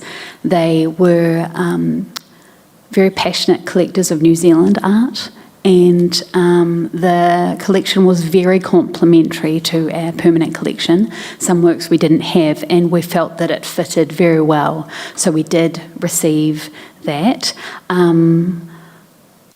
It's not the couple's full collection because they kept part of it. So, yeah, if that answers your question. Brendan, and then I'll go to... Thank you. If I may just add something to the reply to Councillor Puddington's question. 2 points I'd suggest. The first around debt sessioning. So in the current policy, the one that ticked over 10 years as of, I think, 2 days ago, you're quite right. It's framed in a way that elected members are the decision makers around debt sessioning, and it has to be generated, I suppose, by officers, by the professional staff. What we're proposing to do in the updated policy is to make that more flexible so that there's delegations for a couple, in practice probably most circumstances, to Cara and Patrina's roles that would enable greater deaccessioning. That's not to prejudge anything. That's not to say that if the policy went through and those delegations were granted, that there are items that would necessarily be deaccession, but the point is it's a lot more flexible and it's a lot more trusting and empowering of the professional staff. That's the first point around deaccessioning. The second point that you raise around storage, quite right, it's been an ongoing issue for a number of years, and as I understand it, it's an issue across the wider industry.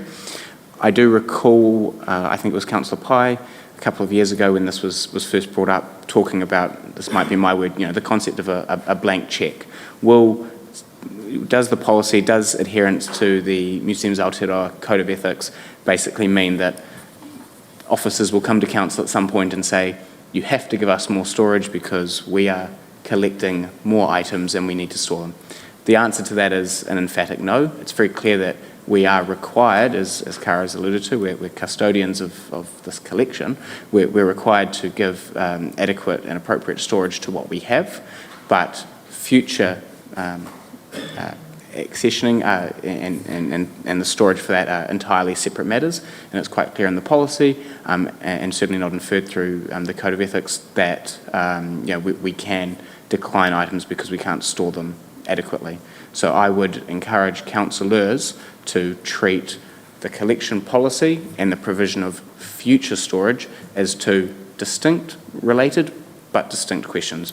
You're certainly not signing a blank cheque in this policy in that respect. Councillor Wilson. Oh, sorry, and then it was Councillor Jackson. Sorry, you.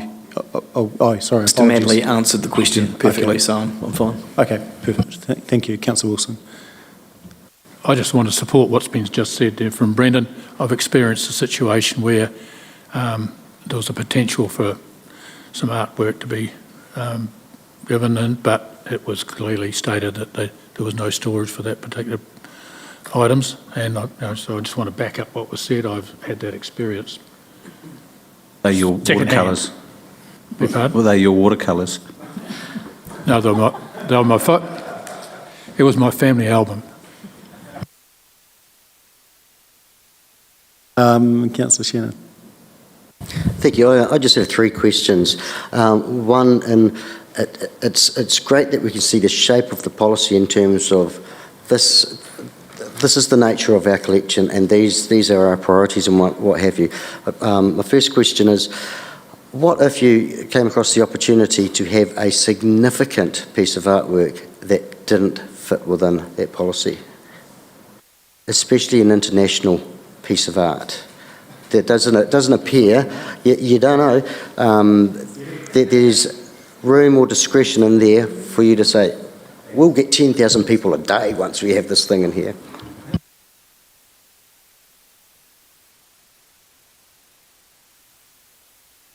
If it's so significant, I think it would fit the policy, so I think it would be accepted.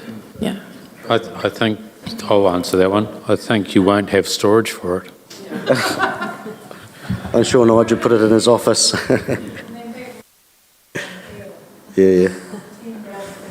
But when I read it, it doesn't fit within what is written here. So I'll just have another look at the wording of it in terms of what your policy is. Within the acquisitions procedure and purchases there, it's clear who those decisions sit with, but it's not clear to me what the delegations or the purchasing limits or in reference to budgets and what have you are. I can't see that referred to in there. I think the majority of our purchasing budget are bequeathed and gifted, so they sit outside of ratepayer money. So they're held in trust for those, and some of those have been sitting there for over 50 years. Correct me if I'm wrong, but any purchases made within existing financial delegations that sit separately. If you want, we can make that explicit in the policy to say that the purchasing done by the gallery director is within the financial delegations. I think it should. As per the delegations manual. That is the point of a policy, isn't it? That is the point of having a policy. Yeah, so I probably would. Finally, I note that in point 44, deaccessions may not take place merely on a personal whim or fashion. I wondered if that needed to be put in there at all, because it's not stated in the actual acquisition part of the policy that we shouldn't acquire things on a personal whim. So I don't even know if it needs to be in there. Yeah, thank you.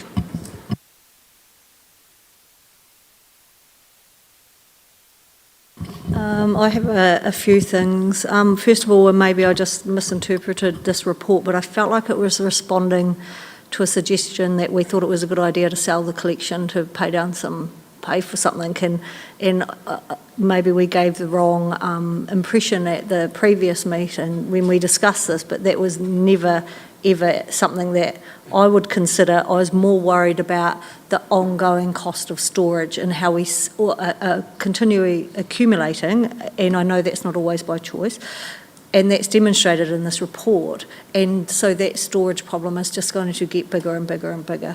So I just wanted to clarify that for a start. There's a part in there that says that when we're bequeathed funds, it will be used to purchase the artwork but not cover freight, packaging. I would suggest it should cover freight, packaging and storage, if that is possible. I think it's the intent of the giver who gives, it's like their estate's wishes.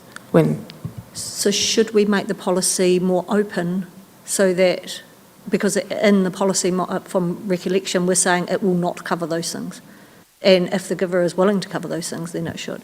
And then my other question is, this seems to be making it harder to, and I don't want to use the words get rid of, but I forget the correct term, deaccession, thank you. And that the previous policy kind of said along the lines, it's on page 202, that it needs to meet these criteria, but it's not limited to those criteria, whereas now we are saying it must meet one of the above. So we've made it harder for ourselves. I'm not sure that's exactly the case, but I'd have to very quickly try and compare in order to give a proper answer on that. It's certainly something we can look at. As I mentioned before, the intention here is to provide a bit more flexibility and make the process work a bit more in practice by trusting, or empowering rather, trusting is the wrong word, empowering the professional staff with most instances around deaccessioning, and it would come to elected members if the couple of standard options for deaccessioning were not successful for whatever reason, or there were issues around repatriation or more controversy where there's probably more of a public interest that it's more appropriate elected members are involved. So it's in the new policy, clause 44, and the old policy is on page 202 of our agenda. But happy for you to go away and have a look at that, but I felt like this one was more limited. So this is a national issue as well. If our sister institutions are going through a similar thing, and the framework for deaccession has been looked at professionally. So yeah.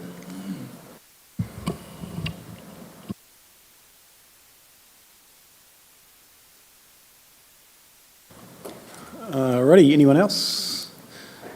No.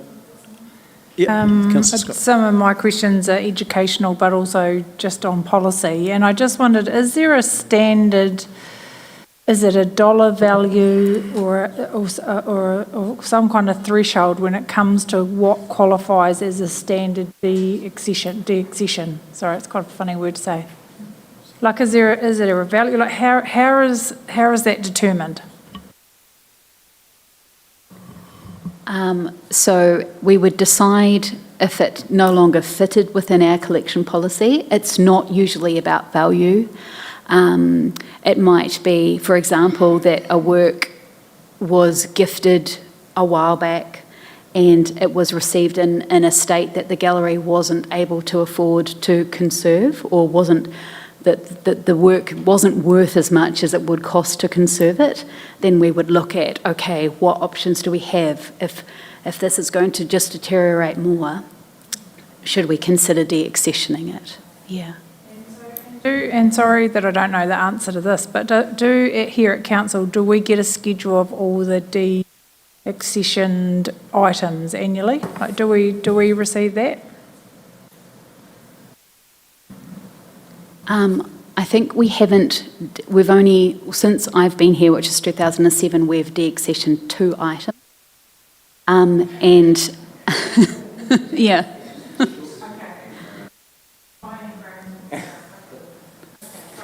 Makes sense. Sorry, I didn't know if it was a bit like the museum collection team who we got 100 items, or it was, yeah, I was sort of unsure of how that worked. Okay.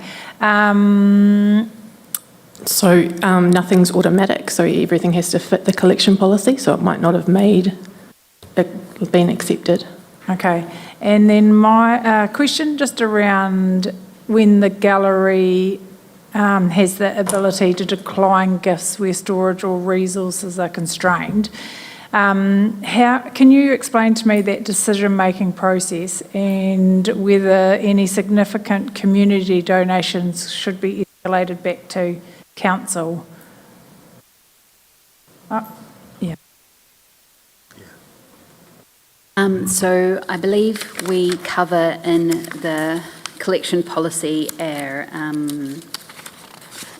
what we are looking for, our acquisition collection criteria, which, mainly what we're doing is we are committed to collecting New Zealand artwork. We are particularly committed to collecting local artwork because we are a public gallery, we want to represent our local artists. But because of the history that Cara mentioned of our permanent collection, we also already include international artworks from the Grant family, from the South Canterbury Art Society, which was the beginning of the collection. So we do have quite a range, but our goals going forward are national and local. Yep. Thank you. And I noticed in the policy it said removal of requirement to display purchased art in civic buildings. My question is, where will ratepayers see this displayed if we're not doing it in our own civic buildings? Like, I know, is it the gallery? Yes, I realise that, and I knew you were going to say that as soon as it came out of my mouth. But we put them around our civic buildings, not just in the galleries. And in this policy, it says we're removing that. So we have beautiful things here all the time that any member of the public could see, our ratepayers. So if that is no longer happening, where other than the art gallery will a ratepayer be able to see it? We've displayed our collection in the library. We've got a... Yeah, but you were going to remove that. There's, in this policy, the removal I think of the that's around requirement. collection care and temperature control and things like that, so... Which clause, Councillor? Quite sad for people. Do you have a clause there, Councillor Scott? Because I think I've got the answer to your question, but I just want to make sure I'm referring to the right clause.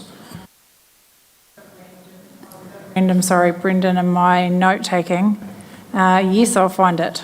I can answer that a bit, Stacey. So it's not that we're removing the collection being displayed in the building, it's that the previous policy said that we would display works that were purchased by rates.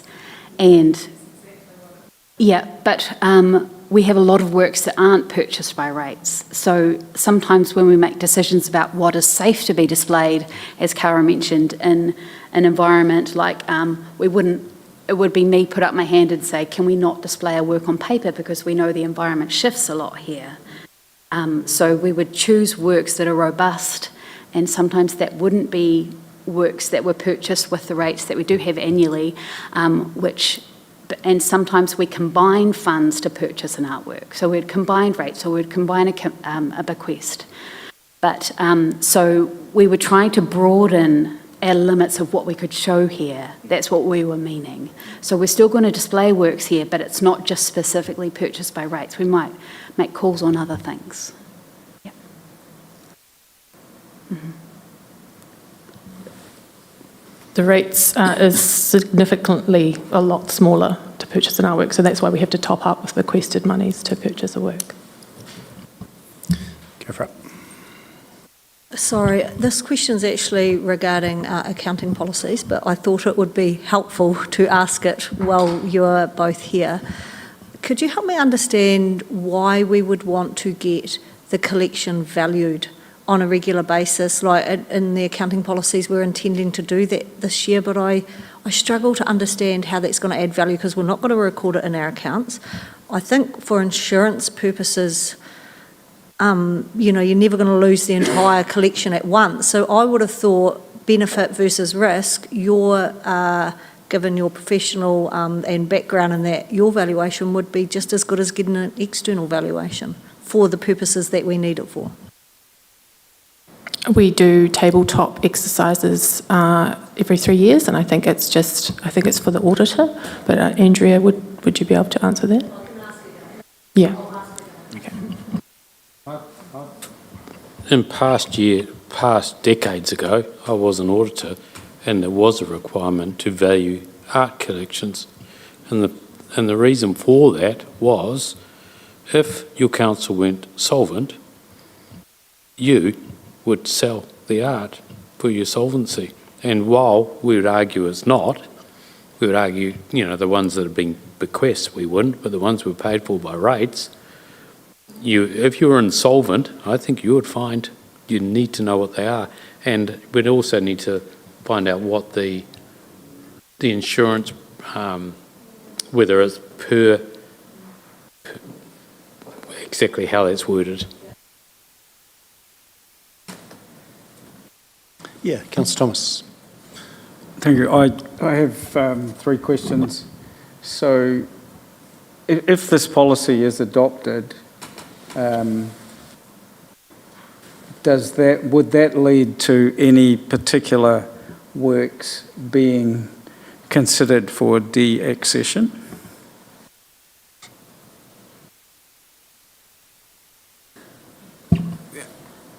Not directly, no. I think I can say that confidently on behalf of Karen Petrina. The idea around the de-accessioning is to increase the flexibility and usefulness of that process. It hasn't been written with a particular outcome in mind to say, we want it to say X so that we've got these 10 in mind or anything like that. And so no direct relationship between that. Karen Petrina might want to add to that. The collection policy is a guide, so it's a framework for what we collect and how we assess the works and how we care for them and the standards that are expected across the sector. So, and also safeguards us so we can work alongside other institutions like Te Papa and display their works as well safely for our community. Thank you. Okay, so if we run out of storage space, does that mean that we stop taking on new artworks? Is that correct? Yes, we can pause collecting. Until the storage issue is resolved, yep, okay. But this is why we need a policy to have the framework to do it responsibly and transparent, yeah. Okay.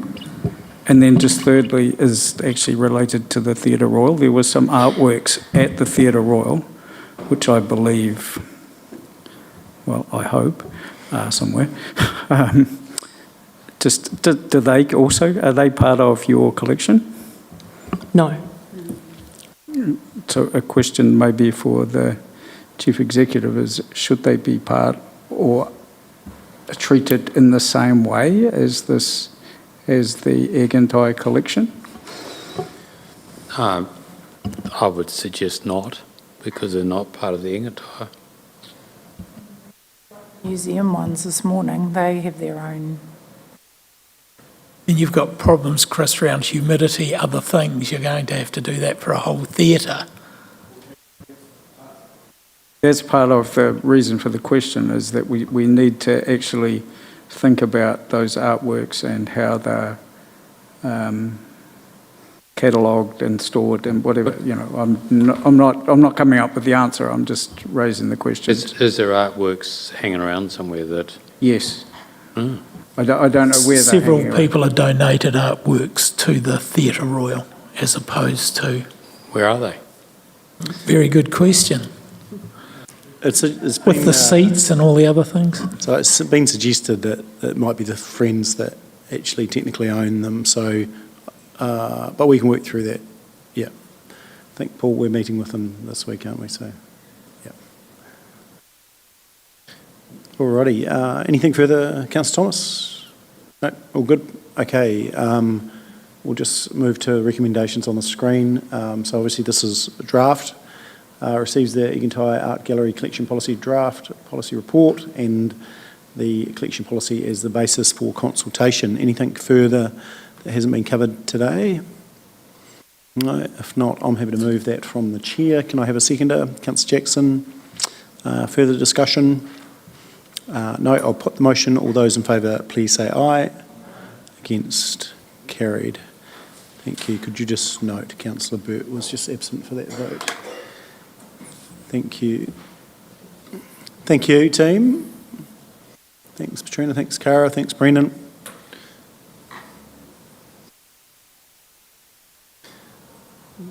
Hunting policies, yay. 239.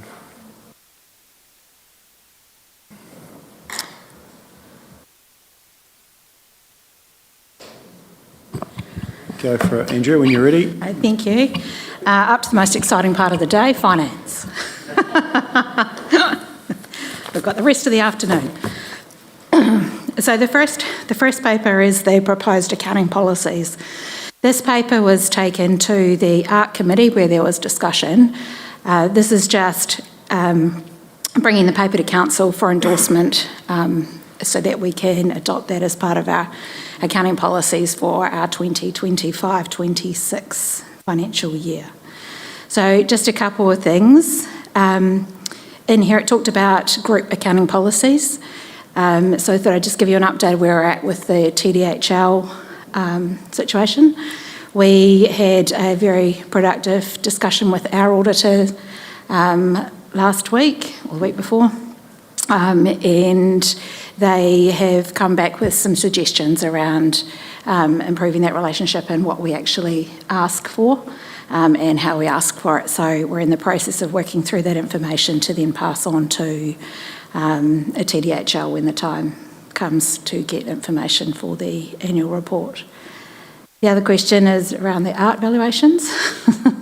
So we value it more from an accounting perspective for interest for the public, but also insurance purposes. So if anything was to happen to the art collection, we would have to replace it. So we evaluate from that perspective. We have to. I just kind of think, you know, you have a painting that is, you can't actually replace that painting.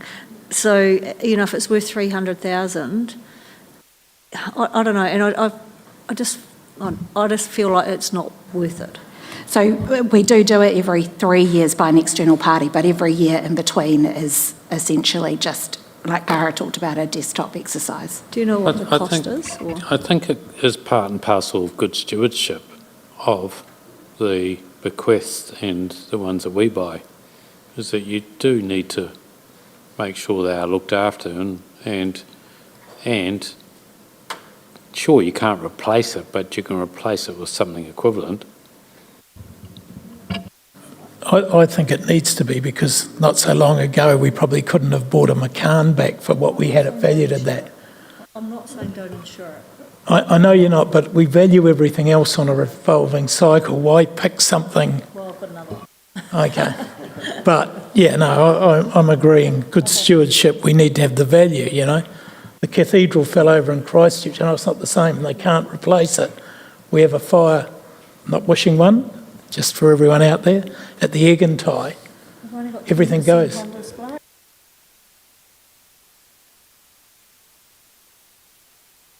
And find out how much it does. Doesn't matter. It doesn't matter. I'm happy to lose that battle. I had the same question with forestry though, and that we get that valued every year. But is that for what reason? So with forestry, we value it as at the 30th of June. So we need to know how much the value of that.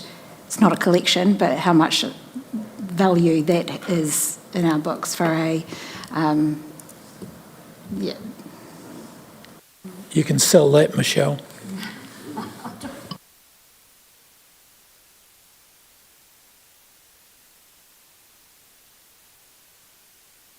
Thanks for that. I just have a couple of other questions. At 15.3, we talk about revaluing the water assets, and I, irrespective of what asset you're revaluing, I just want to be clear. So we get it valued at the end of the financial year, but does that determine the depreciation for the prior 12 months? Or that just determines the depreciation for the following 12 months? Okay, cool. That's good to know.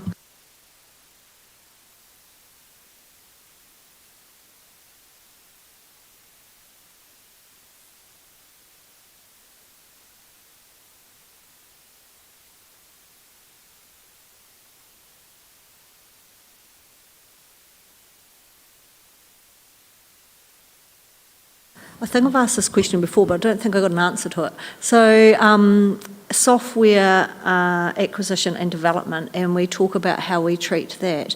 So I've heard recently that a lot of software now, especially if it's cloud-based, is treated as an expense rather than an asset. And I just wasn't sure that our policy reflected that, if that is how it is to be treated going forward. Yeah, so we're just working through that process with audit at this point in time because there are different rules around different things. Yeah, so will we change our policy once we've worked through that, or because the policy is We can, and if we do end up changing it, then we'll bring that back. Okay, perfect.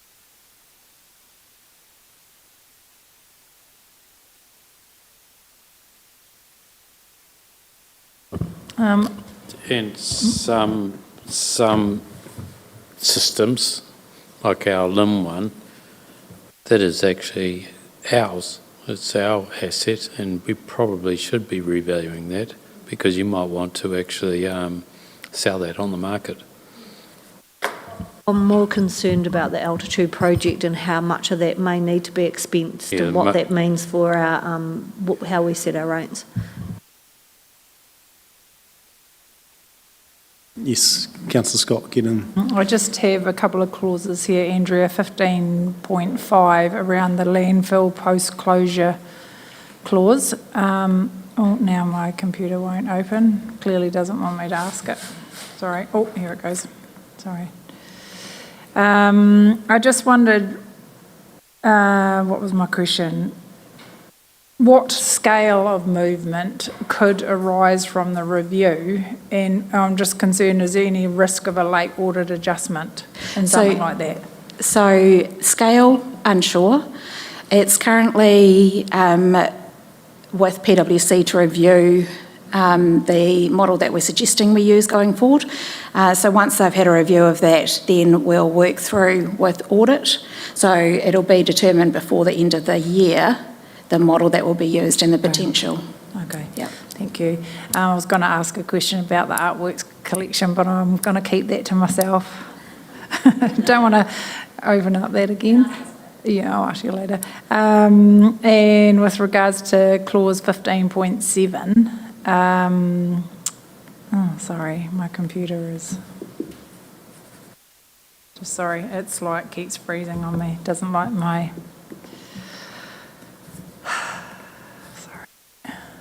It's another project that's work in progress, so a lot of it will have water implications as well. Yeah, my questions have come back up now. So my question was how long has this gap existed? Sorry, is that too hard a question?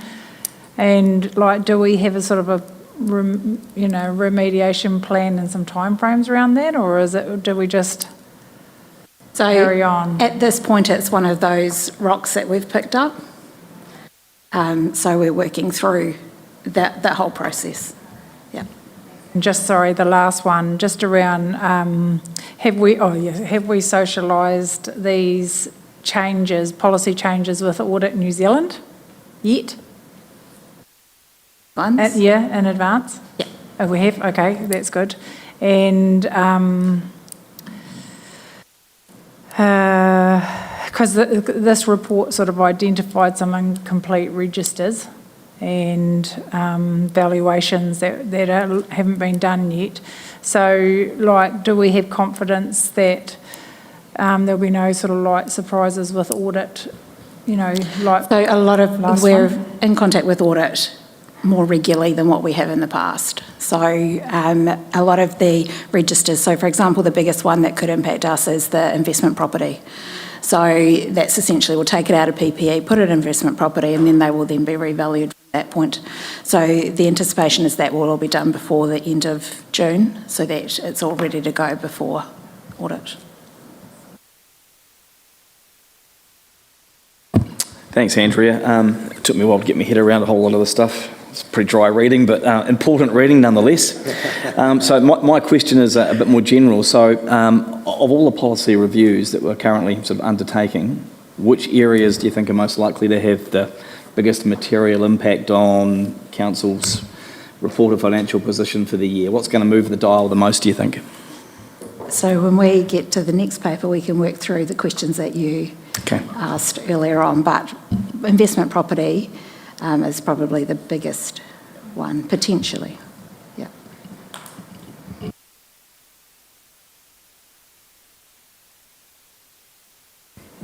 Alrighty, anything further?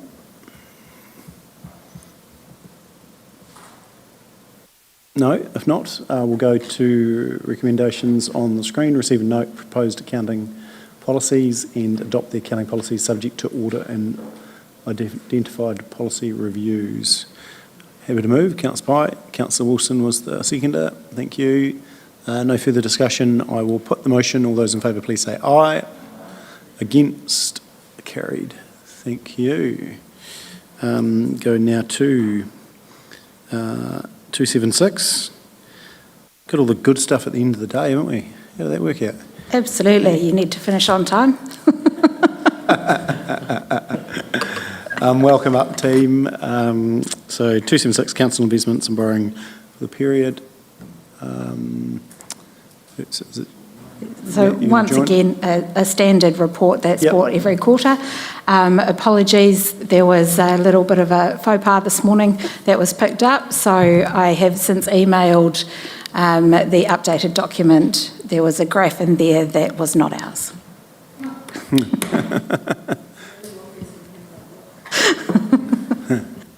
I'm not sure which one was better, to be fair. Cool, so maybe we'll just go straight to any questions for Matt or Andrea? Are you comfortable just to receive a note? Yeah, got one? Thank you. Jump in. Just one, just for my knowledge, actually, when we're having a look at the graph, well, whether it's ours or not, actually, what have we got? You've got the fixed rate debt and the bank debt. Obviously, that takes over as you move forward. Commercial papers and floating rate notes. You know how they're higher in that first one? I am looking at our one, aren't I? You're looking at the interest rates? Yes. Yes.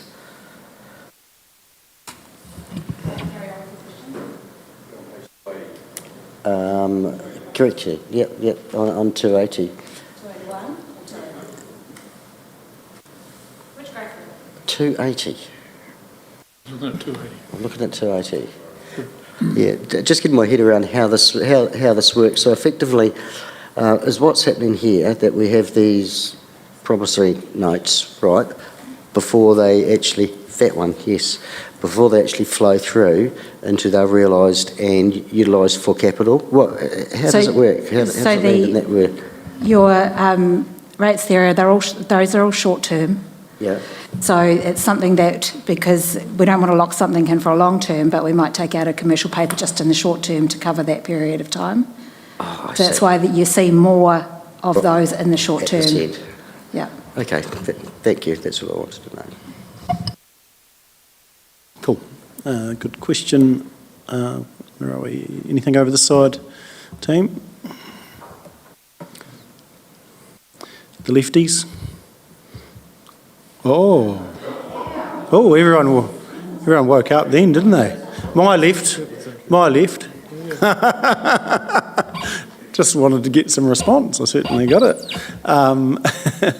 Any questions?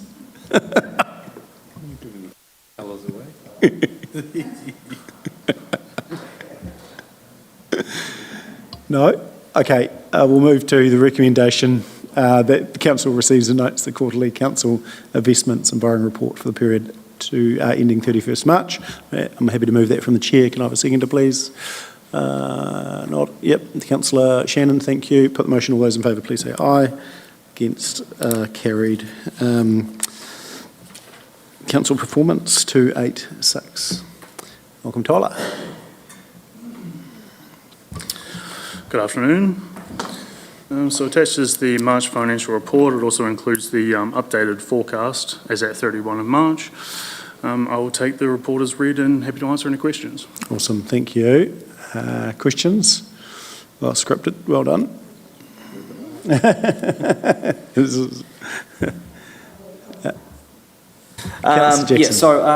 My questions were, can you please identify whether any material underspends year to date are likely to reappear as cost pressures in the 26-27 year, like, deferred work, vacancies, that sort of stuff? So where they were known, they were included in the forecast for April, May and June.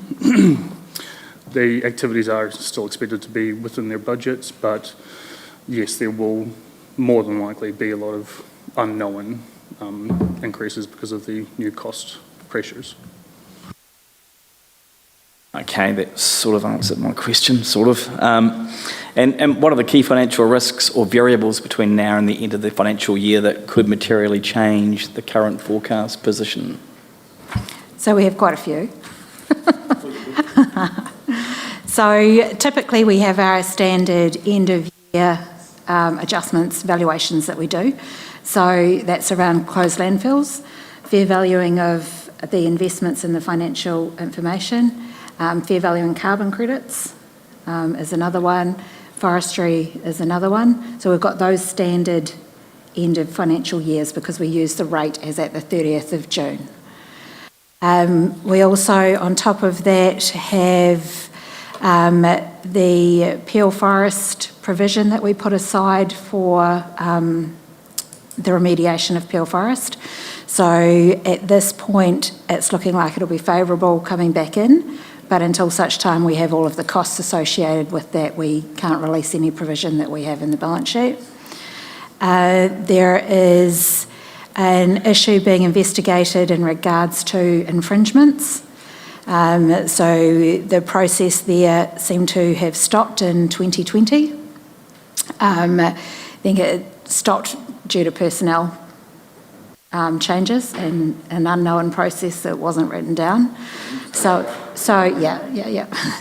essentially the infringement revenue has been overstated for 5 years. So essentially the process was, we issue an infringement. If you pay the infringement to council, it's all happy, but we're talking about the ones that we send to court.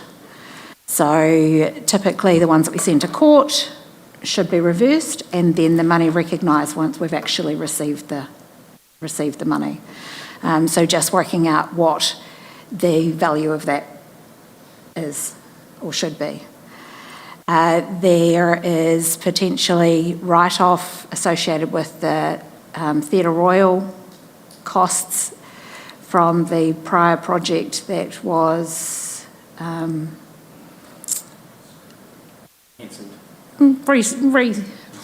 rescoped. Let's put it that way. Rescoped. That could be up to about $8 million.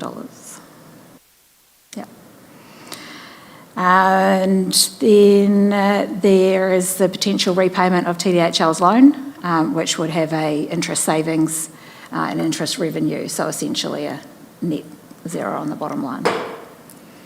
That's if they pay it before the end of the financial year. So if you do that list on your page 286, forecast to 30th of June 26, operating surplus 18,887. With that list, do you have a bit of a gut feel what that I'd still be surplus. Yeah, but it'll be a lot less, won't it? Oh, definitely a lot less, yes. It could be maybe a 4 or 5 million surplus, yeah. So a lot of these are, non-cash. So these are just book transactions, essentially. Yeah. I think that's the majority. Yep.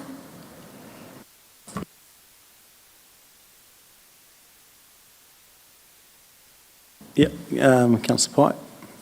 Just a couple from me. 4.2, we talk about, we uncovered several errors, including assets depreciated at the wrong rates and assets double counted. That was just in one activity. What do we learn from that? And are we going to uncover similar errors in other activities? Or I just wonder, how do we prevent that from happening again? So we've now created a brand new fixed asset register and done a review of all the assets. So roading is the one where the corrections had to occur, and it was because of the roading reval that triggered it. But a review has been undertaken of the other assets, and we're fairly confident that there isn't any significant errors. Other question is really for the CE. I just, and I've asked this many times before, but, you know, we have a delegations policy and we have an annual plan, and yet we just go over the annual plan in certain areas. And how does that line up with the delegations policy, and how do we have some accountability around that? I didn't want to give you an example, but I will. So, and I'm not picking on this department, but IT, for example, is going to be well over their budget forecasted for the end of the year. But my understanding with, if you've got a budget, you've got a budget. How do we just allow people to go over their budgets? So with IT, there's been a change in this financial year because at one point, well, not this financial year, during the financial year, at one point, other departments decide they're going to bring new systems in, and the CIO cops it. So we're now saying you cannot do that unless the CIO signs it off. So I'm sure they aren't the only area where we're going to be over budget. No. Yeah.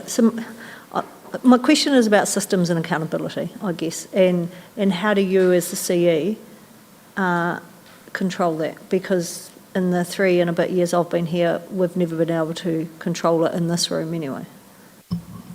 It's some of it you can't control because they just have to be done. Oh well, but if you get a write-off, or if not a write-off, if you get a write-off, you've got to deal to it. If you get something that breaks, you've got to deal with it. So some of those things you just got to do. And I do understand that. And if your power goes up and we haven't budgeted enough, that's a problem. So how do you determine what is that and what is somebody who's just spent too much money? By talking to the managers. Okay.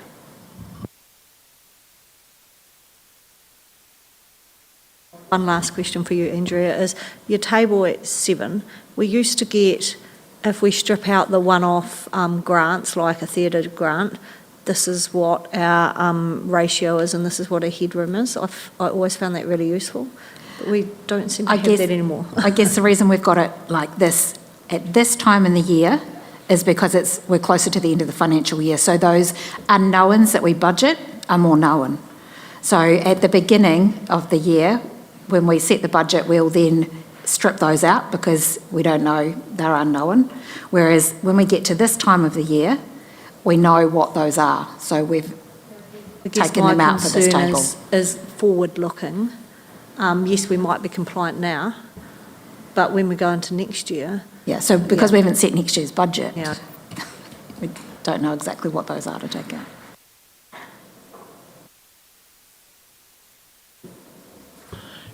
G'day, Andrea. We might have talked about this before, sorry, and then I've lost my place. Personnel costs are under, because due to restructuring current vacancies. Is there any way to split those numbers out? Because next year you won't be able to claim or restructure won't be part because we're there. I'm interested in sort of what our monthly savings are through not being at full capacity.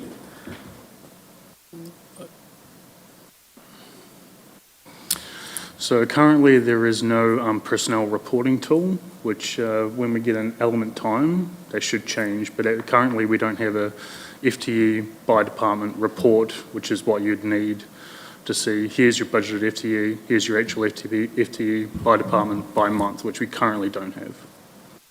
And my question to the CE, on those vacancies, are we not going to fill them? How many do we have at the moment? What are they? I don't believe there is many, because we now have a process where the CFO, the GM, HR and myself meet every week, and we go through what vacancy forms have come to us. The vast majority go through. There'll be one or two where we push back and go and explain this a bit more to us. So there's actually, in that personnel line, there's three issues. One is there's the restructure savings, there's the redundancy costs. There are some minor vacancies, and there's also the budget, the personnel costs that have not been capitalised, and that overinflates it. Like if you take drainage and water, they had a budget of personnel costs 1312 and they're at 341, and it says staff costs budgeted to be capitalised against projects, dependent on the project mix. So again, they're saying that there's 972 that should have been capitalised. So you've got that as well going on in there. Yeah. So there's lots of things going on in there that makes that tricky, and that's where you've got to go down underneath. And when you start looking at these, going back to Michelle's one, a lot of those reds are actually personnel. They haven't been capitalised. Yeah, that was going to be my follow-up question. Yeah. So does that just happen at the end of the year? Because Again, that gets down to having this new system to actually capture what they've been working on. And we don't have a good system for capturing what they're working on. Some do, some don't. Yeah, because my problem there is suddenly we look over or under, and then at the end of the year we capitalise 2.5 million across so many projects, and you're worried about nothing, or okay. So there has been some capitalisation go through as part of the capitalisation process. So there has been some already happen. So there won't be a big massive chunk like there has traditionally been in the past. Okay, cool. In capital, again, I had some concerns around things. One of the ones was parking enforcement. I know we touched on Sophia Street, the geotech report.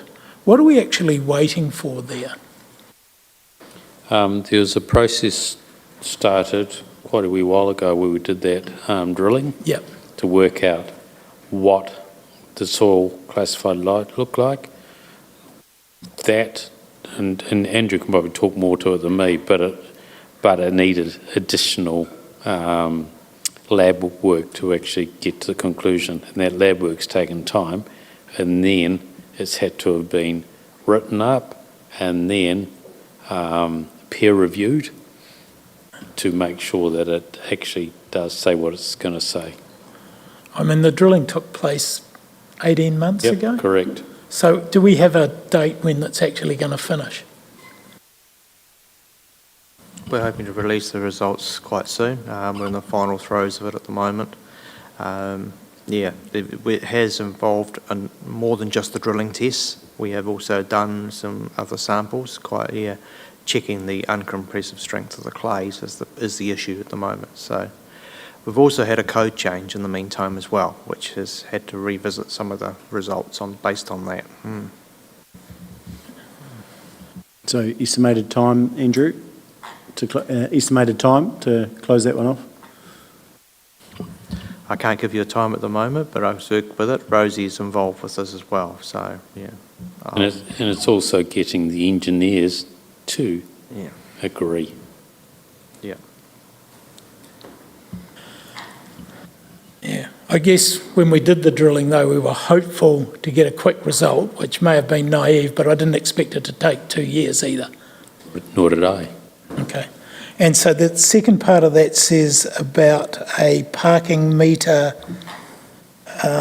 business case. Can I have an explanation of what that is and who's doing it and what's the cost?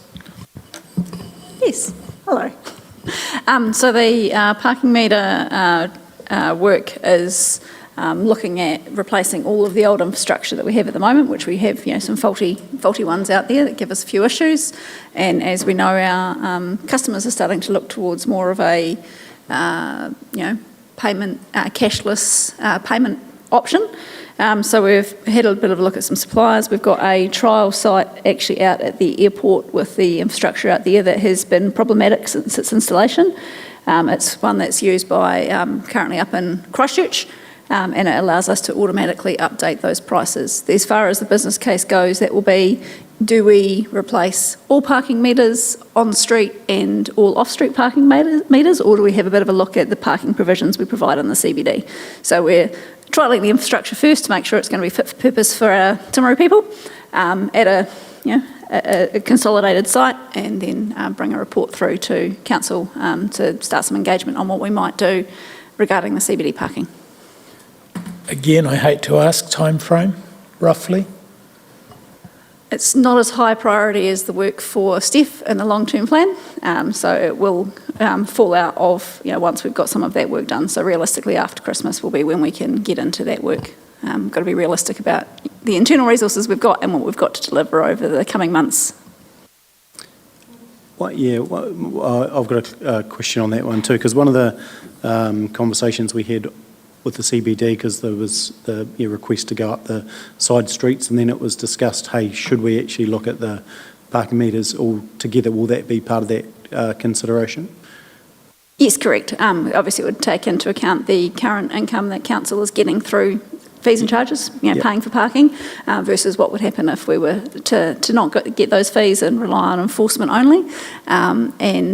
Just having a look. But yes, certainly this CBD group are interested in doing some work around that.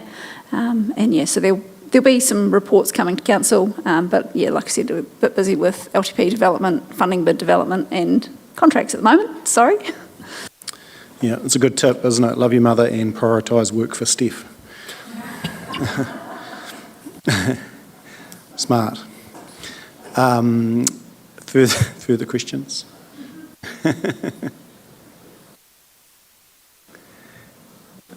No, all good. Happy to receive a note, team. If so, can I have a mover? Councillor Wilson on the nod. Yeah, Councillor Burt. I'll put the motion. All those in favour, please say aye. Against, carried. Awesome. Bad debts 301. Do you want to introduce? You may note that the newspaper have picked up on the bad debts, so it's interesting.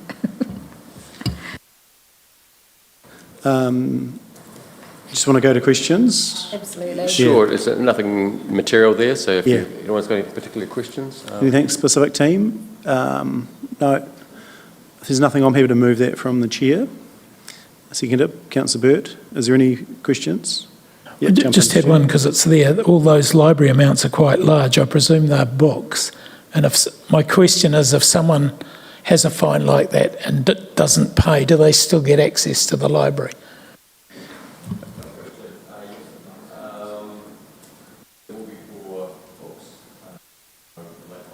Now, do they still get access to the library? I can't answer that one. Short answer, yes.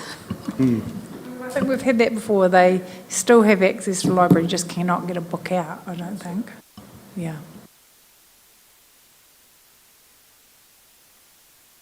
It does seem odd in large amounts, doesn't it? Yeah. My second question, just in terms of some of the write-offs, we say they're time delayed or statutory prohibited. Do we try and chase them before they become statutory prohibited? Absolutely we do, yes. These library ones are old library ones prior to removing the penalties associated with them. So this is essentially just tidying up the ones that have been over that 7-year period that we will no longer pursue. And they weren't one-offs, they were essentially once collected together. Thank you. Thank you. Anything further? So I had a mover and a seconder. No, I'll put the motion. If all those in favour, please say aye. Against, carried. Cool. So we come to end of public.